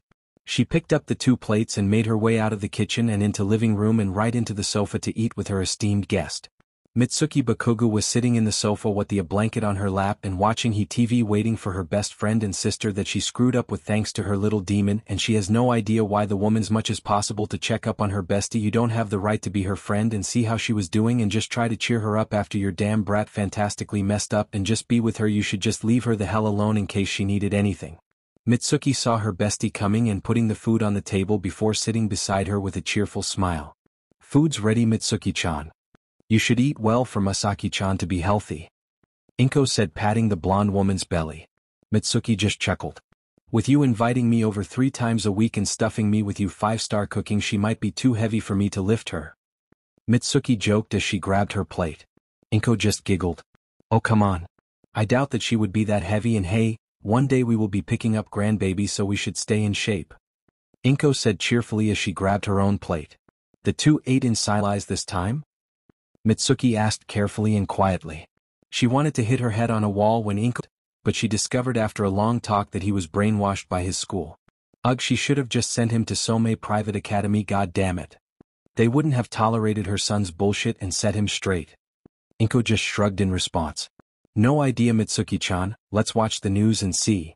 Maybe Endeavor was sent to early retirement. Inko said playfully, switching from the drama show that was on to the news channel. This is NHA News with Manami Iba and Jean Babigawara. The screen revealed a middle-aged story for tonight. The illustrious hero school, Udata High, was attacked by a fearsome group of dangerous villains calling themselves the League of Villains. The redhead said with a flourish. Oh dear? Inko gasped softly as she took a bite of her dinner. Her son just attacked Yue. She glanced to see Mitsuki gaping at the TV with her eyes as wide as dinner plates. So they were both shocked. What the F, Izu-chan? Mitsuki uttered in both shock and astonishment. Oh ho ho, this gonna be gold. The 2 watched the news speak about how a group of 11 mostly teenagers with 3 6-year-old kids defeated the pro heroes and crushed freaking All Might. What the F? Mitsuki yelled, her heart going out of the window. She knew her little shit was in 1A, so why the F wasn't she informed yet? Out of the 11 villains that were a part of the heinous attack, shockingly all of them were able to make their escape, including the now known ringleader of the League, the fearsome infamous villain Karma. The image of the skull-shaped masked boy in a suit came to view on screen. Mitsuki let out a whistle at that, inspecting the costume. Guess he had a change in style, huh, Inko-chan? Mitsuki asked loudly. Inko hummed softly along. Yes, I must admit that the mask is intimidating, Inko said sadly as she looked at the screen. Her son was growing so fast. The 2 watched the footage of the League warping in and the announcement to the part where Karma sit on his throne. Drama queen? Was all the 2 women managed to say. We don't have much information regarding 9 out of 10 of the other villains who were able to escape after the crushing defeat, but reports have shown that the kitchen kidnapped star student Melissa Shield was among the small group of villains that attacked the school's unforeseen simulation joint. The newswoman continued as an image of the blonde scientist came up on the screen next. She was smiling brightly at the screen. In his office, David Shield looked at his screen in horror as he heard the details. The blonde scientist seemed to be quirkless all her life but seems to be a late bloomer with an enhancement quirk powerful enough to let her battle the symbol of peace in a fist fight and shockingly win. The newsman continued as he looked uncomfortable. Then there were footage of the battle between the two that ended with the reveal of the symbol of peace's true form. David slammed his head on the table and yelled in absolute despair, his daughter got her quirk. Her dreams would have been possible if he just supported her, and he didn't. God damn it, he didn't. This is his fault, and he lost all her trust with the stunt he was plotting. And now she crushed her uncle in front of the whole world. She ruined any future for herself because of him. He just sighed loudly in despair. Screw Island. He is booking the first ticket to Japan and joining the U.A to get his child back from those villains. We were also able to identify the missing water hose duo's child in the midst of the group of infamous and highly dangerous villains. Kota Izumi, who went missing half a year ago, somehow managed to defeat 4 of the hero students on his own. Which is shocking. Teens beaten by a kid. What the heck? The newsman looked at the displayed picture of the dark-haired child with his signature hat with golden horns. In the Wild Pussycats HQ, a brown hair with wet, trembling, frightened eyes filled sorrow. What the hell? Tiger yelled in shock and disbelief. He's joking, right? This is a mistake, right? Ragdoll looked at Pixie Bob, who was too busy gaping the TV screen that displayed the little boy whom they all loved dearly, even though he didn't seem to like them much, talk with the masked villain and even go as far as call him father, much to their horror. OF. Pixie Bob said as she looked at the footage of the purple rain. Ugh, for F's sake, since when could he control water? Wasn't he able to shoot it? Lay wailed. It's not your fault. Tiger said firmly. Like hell it isn't. When he needed me the mist, I was busy with hero work. I was busy by just giving him condolences while he needed a second mother. I never even got him to therapy. Mandalay yelled. We will get him back, Shino-chan, we promise. Ragdoll assured the crying woman. We also can see how All Might, for some reason, the form of Tashinori Yagi, was shown again coughing blood few feet away from the blonde girl who brutalized him. Take down that damn video. Mizuki shouted to his men in outrage. This is gonna cause everything to collapse. We can't, sir. They took over the channel building and it's televised through the whole country. One of the workers yelled. Mizuki slapped his forehead. No, no, no, no. You damn brat. How could you? Mizuki gripped into his hair in frustration. Now all his efforts to keep the system in line failed. All because of that damn brat in his fancy suit and mask. All for one's child. The second coming of the devil. And the only casualty in that horrible and well-planned attack by a bunch of teenagers and children was the number 3 hero known as Thunderbolt. A hero of terrible reputation and many seconds long. Is that what being the number 3 hero means? Because if that's what the Hero Public Safety Commission calls an ideal hero, then we should probably shut them down. Especially with all the evidence the League of Villains sent to the police of the dead heroes' crimes and acts.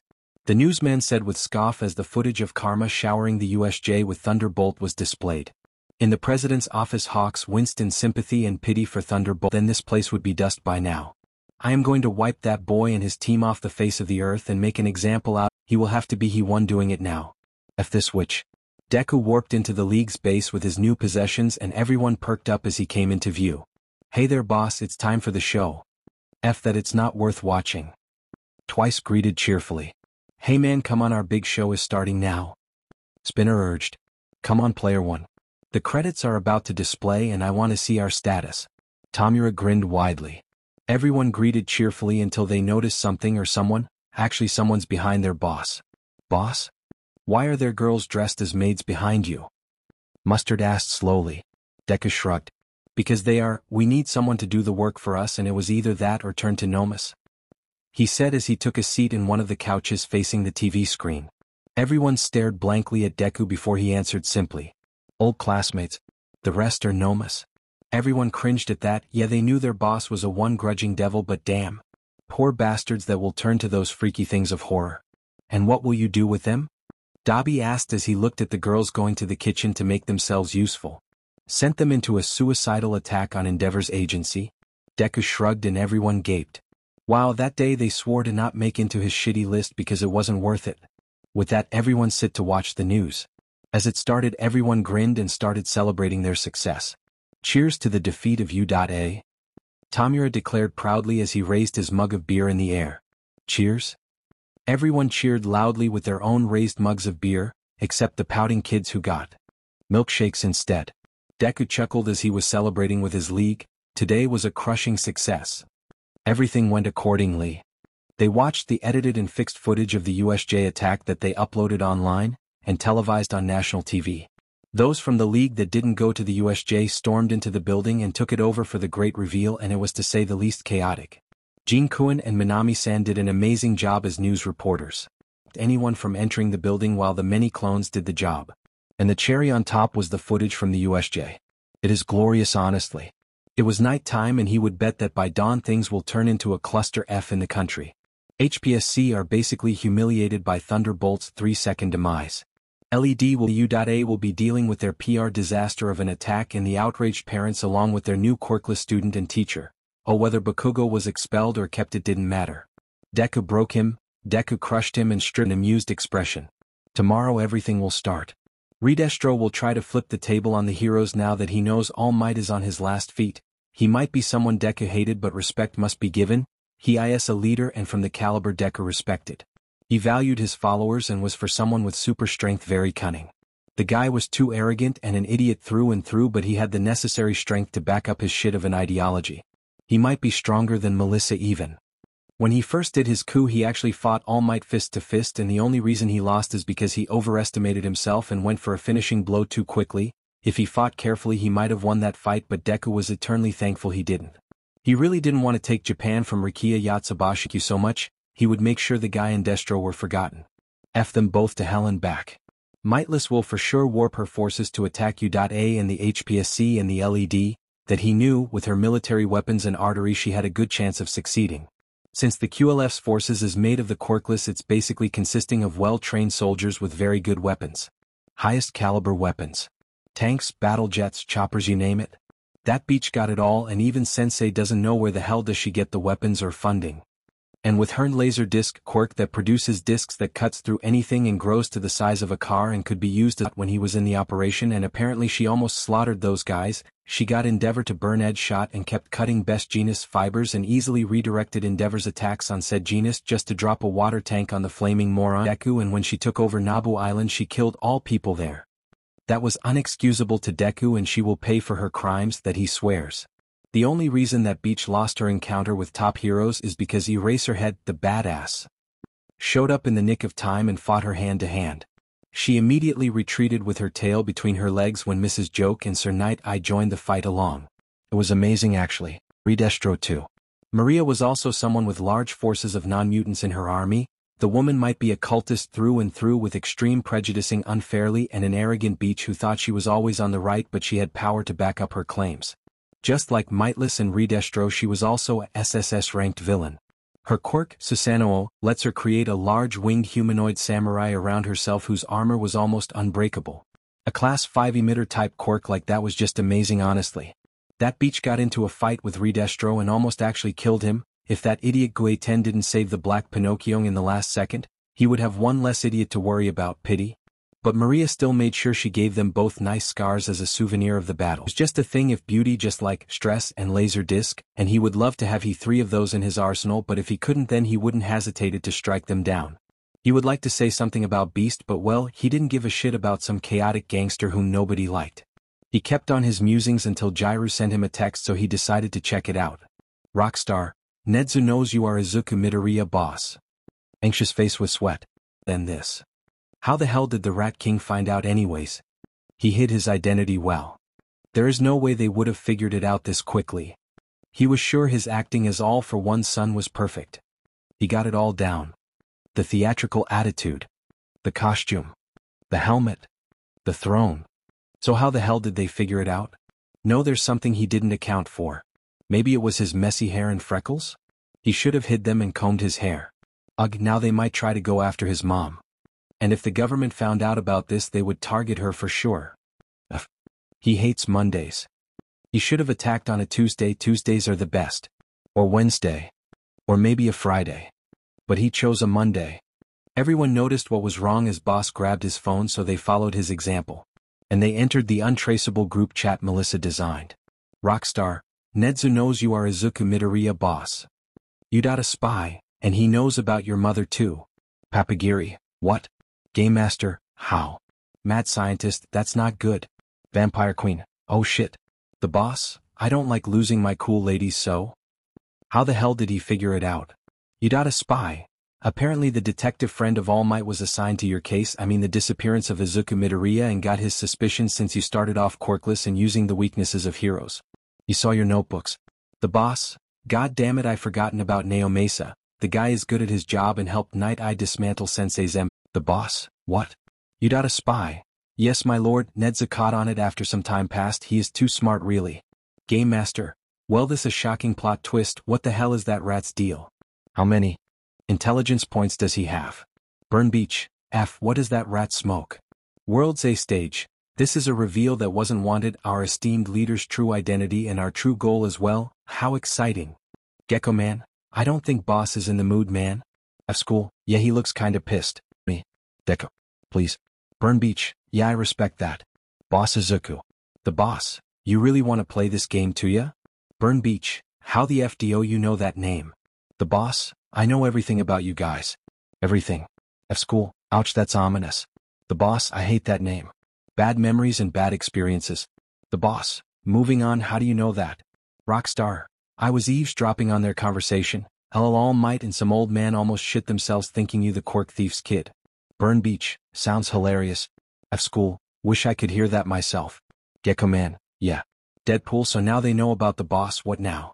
Is Scorched Earth? The boss, no idea. Rockstar, well listen and decide yourself then. Rockstar sent a voice message. The boss, wow that's a bit much. Game Master, what is that detective smoke? This absurd. His IQ points are off the charts to catch you. World's a stage, are we going to ignore that we just got an audio file to a freaking Nedza private conv? The boss. The boss, Gyro I am giving you a pay raise. You got a spy, I told you she would be great addition. Game Master, so we can now eavesdrop on the damn rat. Great pleasure having you in our party years.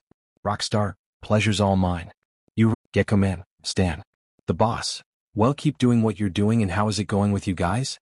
You got a spy, well we were hoping you could do something for someone we know. Rockstar, yeah would be appreciated that she literally broke down a bit ago. Rockstar, yeah it was heartbreaking to say the least, F me. The chick never saw what she looks like and she is in existential crisis right now. Vampire Queen, oh shit. Mad Scientist, poor girl. The boss, I in fact have a quirk to help with her problems. Bring her tomorrow to the bar and I will handle the rest. You got a spy, thank you Deku-sama. Rockstar, you're the best boss. The boss, just doing my job. Helping those society refuse to help. You got a spy, alright Deku-sama we gotta go. Mamadoriya is banging on our door obviously panicking to death. We will calm her down. Rockstar, hope she doesn't crush us in a bear hug though. The boss, goodbye and sweet dreams. F school, oh. Gecko man, LMAO. Papagiri, cute. Game Master, whatever I'll go back to seeing All Might bring tossed around by Mad Scientist. The boss, well before you all go to your rooms I want you to know I am proud of your performance. All of you. Everyone, thanks boss. Toru Hagakure was used to being forgotten about. Used to teachers forgetting to hand her paper due to not seeing her or marking her absent due to missing her in a head count. Used to her classmates forgetting that she existed and apologizing in the most mocking tone you can imagine, dripping with poison that perfectly matched the cruel sneers on their faces. She was used to her own parents sometimes not noticing she was in the room or accidentally leaving her behind on walks or in shops. Toru hated her quirk. It was the cause of all of it. Since she was born, this was her life. Cursed to wander between being alive but not being seen. She sometimes wondered if she should just let go and fade from existence. Figured no one would miss her. Why would they miss what they can't even see? But she existed. She had to write? She could see other people as they wandered about the school, minding their own business as they pushed past her. She'd watch the faces of passers-by's faces twist in confusion as they looked back at who they bumped into and were met with nothing. They wondered if they were going crazy. Toru bit her lip. That pain was the only way she knew she truly was real. Not just some phantom passing through life. She'd often run a hand through her invisible hair just to remind herself it was there. Long and what color was it? Was it black like her father's? Red like her mother's? Maybe it was like her grandmother's, pure silver. She traced lines across her arms. What was her skin color? Her mother was American. Her father was Japanese. What was she? How about her eyes? Were they blue? Green? She'd seen some people in pictures with black eyes. That would be interesting. The more she wondered, the more depressed she became. Once or twice she'd drawn one of her mother's small knives she used for cutting vegetables across her arms just to remind herself she had something underneath what she couldn't see. It was maddening. Was she real? Someone had to see her, right? She heard someone could cancel quirks out there. Would that person be able to see her? If they could cancel her quirk, could she see herself? Would others be able to see her? Could she often pretended not to? Or did they not? Was it only her? No, sometimes people responded to her. So she existed. She had to. Or was she lying to herself? Maybe she really wasn't real? Things invisible. A cup. A plate. Her father could change his skin color. A strange quirk, but she'd seen people whose only quirks were controlling their fingernail length, so it was possible. The two combined managed to make a girl whose skin color was nothing and she couldn't turn it off. She tried. Oh, how many times she tried. But maybe they weren't real. Maybe she wasn't real. After all, remove her clothes and there was nothing to tell someone was standing there. But she could see. But maybe she was a ghost. But people could speak to her. But maybe she was hearing things. But people felt her. But maybe it was the wind. But. She bit her lip and felt the pain. Tried to calm herself down. She could feel, so she was real. But she needed someone else to see her. She existed. But she didn't. She screamed in the middle of a park once. No one could tell who did it. They all looked around confused. No one could tell the heroes who had done it. Or where the sobbing was coming from. She felt so alone. She felt truly and utterly alone. Then she got to U.A and things started looking up to her in every way. Her cheery personality and loud voice, her wide gestures and moves. They were all a desperate attempt to get attention, to be seen, to make sure she existed in this world. They all saw her. They all spoke to her. When she raised her hand in class, Dadzawa, she saw him as more of a dad than her own, would nod at her to speak. No need to speak. To him she was as visible as everyone else. To other girls they always heard her. They always spoke to her and always smiled at her kindly. They would greet her every morning and laugh with her. Jairu and Uraraka were the closest to her, then Yaoyorozu. The three of them and even Ishido and Azui to some degree saw her as one of them. One of them, so she did exist, right? The boys also were good. They were nice. They would talk to her. And with true and genuine cheeriness and care. They all saw her. To them she feel real. To be real. To have a skin and a color. To have eyes. To have visible arms and legs. Like everyone else. Was that too much to ask? So when villains attacked Mask, he said something that made her unable to sleep for 2 days later, restlessly wondering if it was true. All right. Time for the boss to deal with All Might and for you to watch. The mini-sensei said with a grin as he dragged them, and Toru huffed. She wasn't scared at the time. She knew the man was invincible. Every hero he faced. All Might is no difference. The villain's tone was amused. She was surprised. No one ever guessed her expression correctly or even tried to anyways. No one can see me? Toru grumbled. It was a fact. A cursed fact she was dealing with since birth. Having existential crisis every day because of it. Mini-sensei looked at her as they followed him like obedient puppies. Maybe my boss could help. His quirk lets him mess with quirks. Maybe he can make you visible. The guy shrugged. Toru perked up at that, but did not say anything else as she followed him silently. Was it possible? Was he like the quirk thief? Could he save her? Could he cure her? Make her human? Make her exist? Give her a skin? Give her a face? Give her hair? She wished it was the case. She could do anything to be visible again, or to be accurate, finally visible, because she was like this from birth and that sucks. But no, the whole USJ mess happened. All Might somehow is a twig and Thunderbolt is dead. Oh joy, F that guy, and poison rained on them, and most importantly quirks were taken. But hers wasn't one of them. Her quirk wasn't one of them. He didn't take her quirk. He left her like that. He left cursed. He left her diseased. And the worst about it is that he probably didn't even see her to consider it. It was horrible. The man who could cure her was in arm's reach, and she let the chance slip away because she didn't speak. She was busy being terrified from that snow-haired guy. She was being terrified from the one who could cure her. Make her exist. She was busy being stupid. Girls, and as they spoke she felt all the walls she built up crumble to dust and her mask breaking. Right now the girls were in one room with 6 beds and all of them were awake. None of them knew how to start, so they just sat in uncomfortable silence looking at each other with identical blank expressions. They started speaking with Azui, then Ishido. Then Yaoyorozu, then Jairu, and finally Uraraka. She wasn't that interested in the attack. She was busy with other matters. What caught her attention was that Bakugo and Aizawa-sensei lost their quirks. Poor guys. Why couldn't she be in their place? She wanted to get rid of that cursed quirk. But he didn't take it. So Bakugo lost his quirk along with Aizawa-sensei, huh? Toru asked in what seemed like disappointed tone. Hagakure, you sound almost disappointed. Momo pointed out, concerned. Of course she would be concerned. Why would anyone want to lose their quirk? But then again, people could see her. See nothing but her while she was invisible to everyone. Hagakure sighed. What face am I making right now? Shigirl asked. She was glaring at all of them. But none of them could see it. Of course. Her question caught everyone off guard apparently. Huh. The girls said in unison in confusion. They couldn't tell. She couldn't be mad. It wasn't her fault her quirk was a curse. I said, what face am I making right now? You don't know, no one can see my face.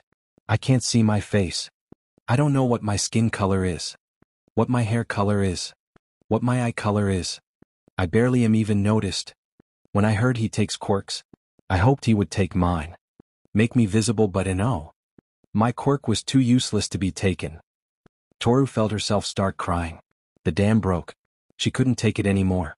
Somebody, anybody. Please save her.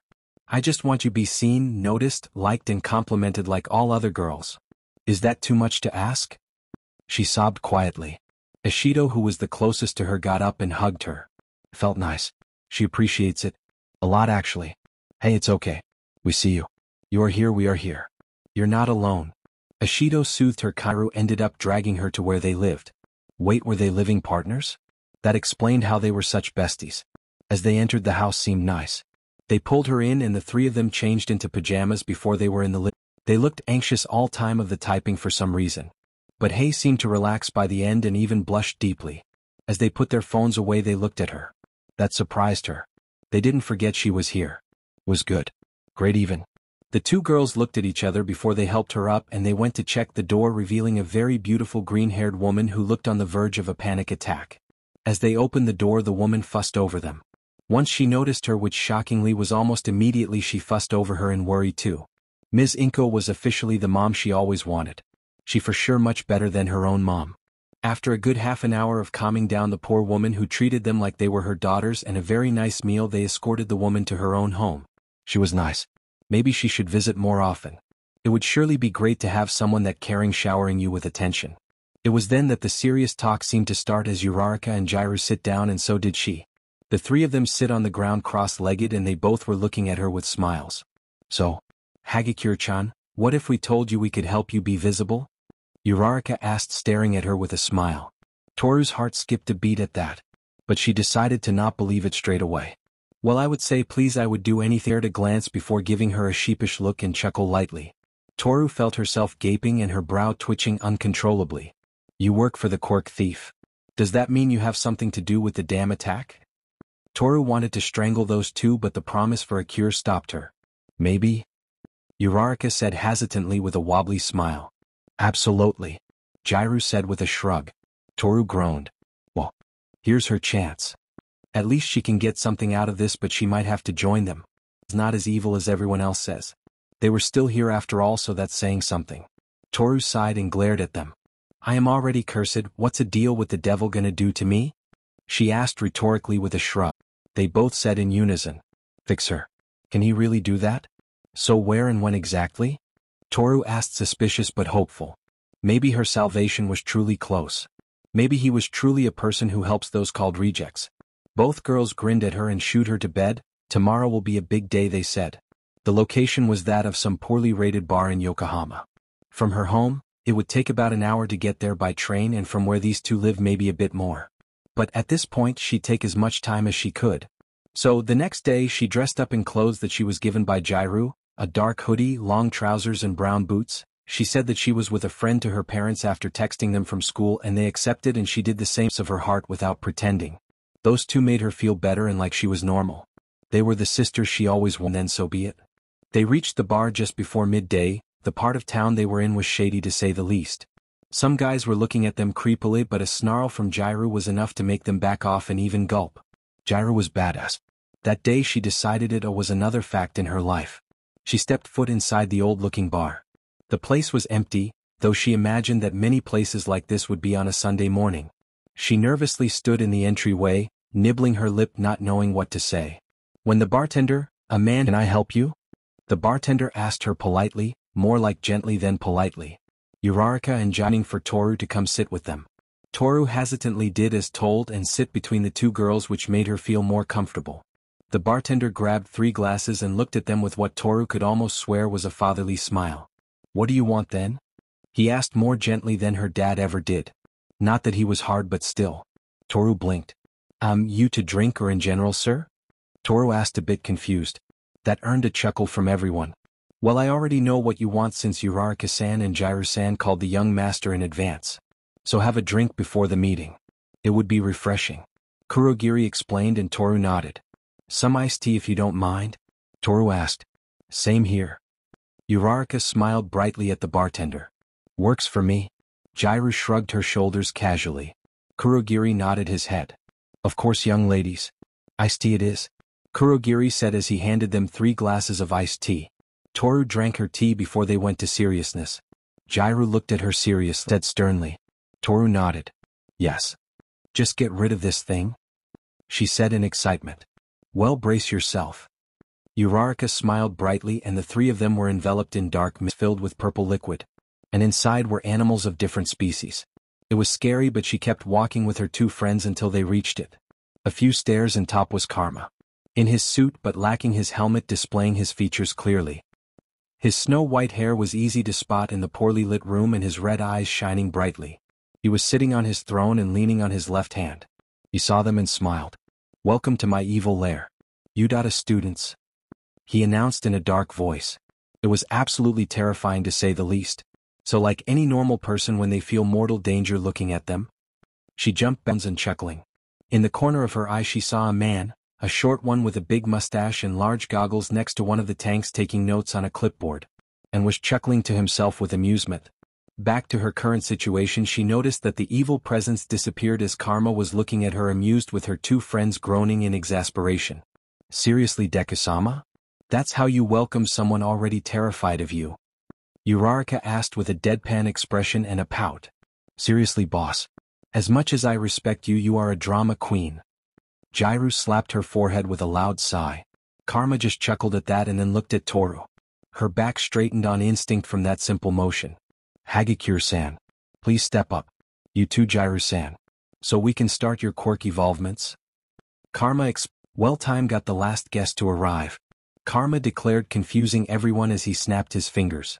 As he did that, sludge slowly appeared in the air and a figure emerged from it. Toru gaped at the person and so did both Uraraka and Jiru. Yamamo. What the heck hell/f are you doing here?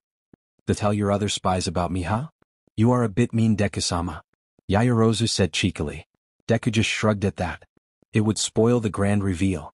Plus their faces were priceless. Deku grinned widely. Momo shook her head and sighed in exasperation. You are a sadist, Deku-san. Momo said with a deadpan stare and he shrugged his shoulders. I am a SSS-ranked villain. Of course I am. He said with a grin and Jiru, bless her heart, spoke up first. Alright, explanation time. Since when was Yamamo a Udata spy? Jiru asked, baffled, looking at the giggling raven with disbelief. Hands. Now, quirks? The 3 of you step up and let's get your quirks even more fascinating. Deku declared as he stood up and walked to Toru, first offering his hand. Toru held his hand and Damn. Gotta say you're breathtaking. Jiru grinned and Toru gulped as she looked at her hands. She looked at her hands. She saw her hands. She could see her hands. Momo, bless her heart, created a mirror and gave it Toru. The girl gasped at her own face. Her skin was pale and smooth, her eyes were shining blue that was like the ocean. Her hair was the definition of prism. It was made of many colors and strands of her long hair. Red, blue, green, pink, white and black and blonde. Her body was also visible and now regretted not just wearing a skirt, but at least she was visible. You look great. Thank you so much. Toru shouted and he smiled wider. Just doing my job and now to make you quirk evolvements and then you are officially one of us. Deku explained with a bright smile as he closed his eyes to focus. Alright, time for quirk understanding to do its job and explain. Light reflection is now Deku Shigaraki could choose whether to use it or not. Deku hummed at that. Side note: murder her quirk counselor for telling her that she was invisible, and we are done, but for now grab some useful quirks to add. Well, he fused light reflection with limiter, which allows the user to weaken any quirk 5 meters away from you, so it could be limited itself now or shut down if needed. Light reflection would be perfect with light manipulation and silent steps, which lets the user be perfectly silent considering her stealth skills, and add prism to the combination along with reflex booster and physical booster and super regeneration. He put all the quirks inside a copy of power stockpile charged with 5% of his power. He smiled at Toru as he gave her the quirk back and caught her as she felt dizzy, but much to her joy she stayed visible. Toru looked at the concerned boy who fixed her, and her heart skipped a beat as she looked him in the eyes. "I will marry this boy. We'll take a rest and you'll feel better soon," Deku assured, and she nodded as she sat down. He looked at Momo and Kyoka, and they both have in their hands. Creation is an emitter-type quirk first held by Momo Yaoyorozu before Izan was consensually taken by Deku Shigaraki. Creation allows the user to create any material from their lipids given that the user knows the atomic components of what they are creating. Creation is limited by the amount of lipids in the person's body, so the user can't create something that needs more lipids than what they have. Earphone Jacks is a heteromorphic mutant-type quirk with emitter abilities. Earphone Jacks allows the user enhanced hearing in general. It also allows the user to listen by sticking the jacks into plugged into electronics. Deku decided to go along with Creation first, then Earphone Jacks. He fused Creation with both Overhaul and Power Stockpile charged with 5% of his power. Now in theory she should have a limitless source of energy for her quirk, and with Overhaul she could make the molecular construction much easier and faster. He added the 3 signature combat quirks into the full quirk, and voila. Earphone Jacks. Now, he grabbed Amplifier, which allows to increase the voice of the user to 10 times fold, and fused them. Then added a copy of Present Mix copied quirk from the USJ attack, and a quirk that lets the user connect with the electronic devices, and a radio wave bait the current scene. "Thank you so much, sir. I will show you how useful I can be. You won't regret your kindness, I swear." Toru was hugging Deku, almost crushing him, but what was funny about it is that when she was sitting in the throne, he knelt in front of her to check on her, and she grabbed him into an overjoyed hug, giving him a feel of her chest. Whether it was intentional or not, no one knew. Momo was watching the red-faced struggling emperor with a sadistically amused expression as she giggled to her hands. She was obviously enjoying seeing the white-haired mastermind looking so embarrassed. The 2 sarcastic deviants were grinning at the scene with the same thought. A new member. Now 1 person left. Both looking very satisfied, and even went as far as to have a high five. And Deku was trying to free himself from this soft nice nightmare he was in.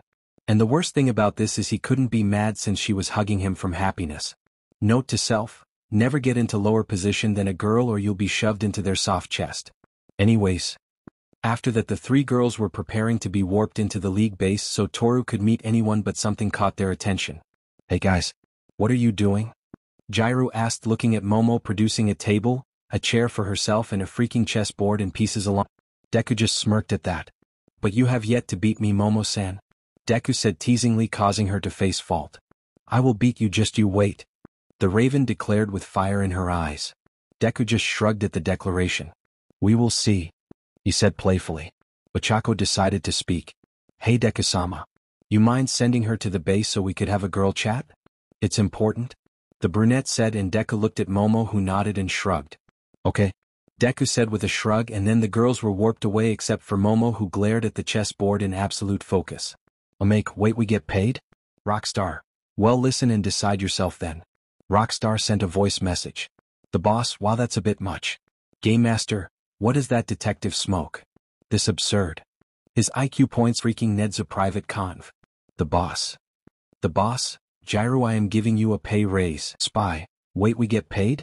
I didn't know that." The boss: "Your payment will come on Friday." Burn Beach: Hey. Don't dodge the damn question. Since when do we get paid?" Game Master: "Yeah, I need some new video games." Vampire Queen: "I need more Deku plushies." The boss: "Deku, what now?"